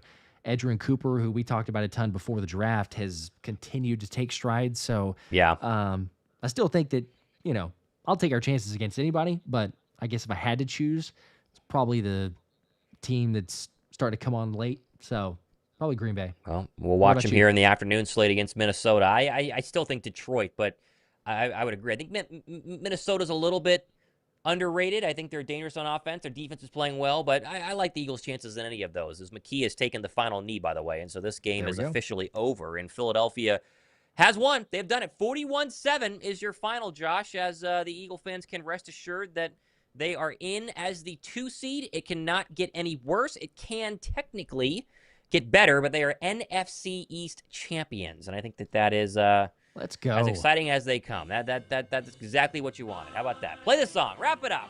Heck yeah. Feels so great to have the NFC East title, so we will take that. Appreciate you guys hanging out as always. Had at some point almost 3,500 combined viewers. Massive. We're almost up to Massive. 1,500 likes, so if you want to drop a like real quick, we would appreciate that. And Shane with a 5 said, we need to wear Kelly green more often. It is still undefeated. Without a doubt, the best that the Eagles play is with the Kelly Greens, it seems like. I mean, just every time they wear them, it's inevitable, but especially the new ones. So, yes, still undefeated there. Cold Cash with a 2. Cowboys actually got better. They did. They went from 6 to 7, although they gave up an extra touchdown. So, 41-7. But There you go. Dirty Air, thanks for the membership. 3 months. Appreciate that. Says Little Go Birds at the end as well. That is fantastic. And now we go ahead and watch Minnesota and Green Bay. That's going to be the real question here, Josh. We'll have recaps as well. And just for, we're not wrapping up yet, but a little tease for everyone watching. We're going to be giving away 2 tickets to the Eagles' first playoff game. That's going to be happening maybe this week, maybe next week. We'll talk about that. Josh and I will off camera, but make sure you're subscribed to know when that's going down because that's going to be happening. Absolutely. Okay, I've got this giveaway. Here's a problem on it because I didn't really plan on this, so we're going to have to see if this works. I said first touchdown scorer, and I don't know if there's a lot of C.J. Gardner-Johnson names out there that said that he was going to get a pick 6 because I was thinking, is there like any an offensive player? There's some people that I think said pick 6 on it, so I'm going to have to spin it and see if they said C.J. Gardner-Johnson because it's not popping up if I put C.J. for some reason. So we'll see. We're going to see how this works and quickly run through this. But good luck to everybody.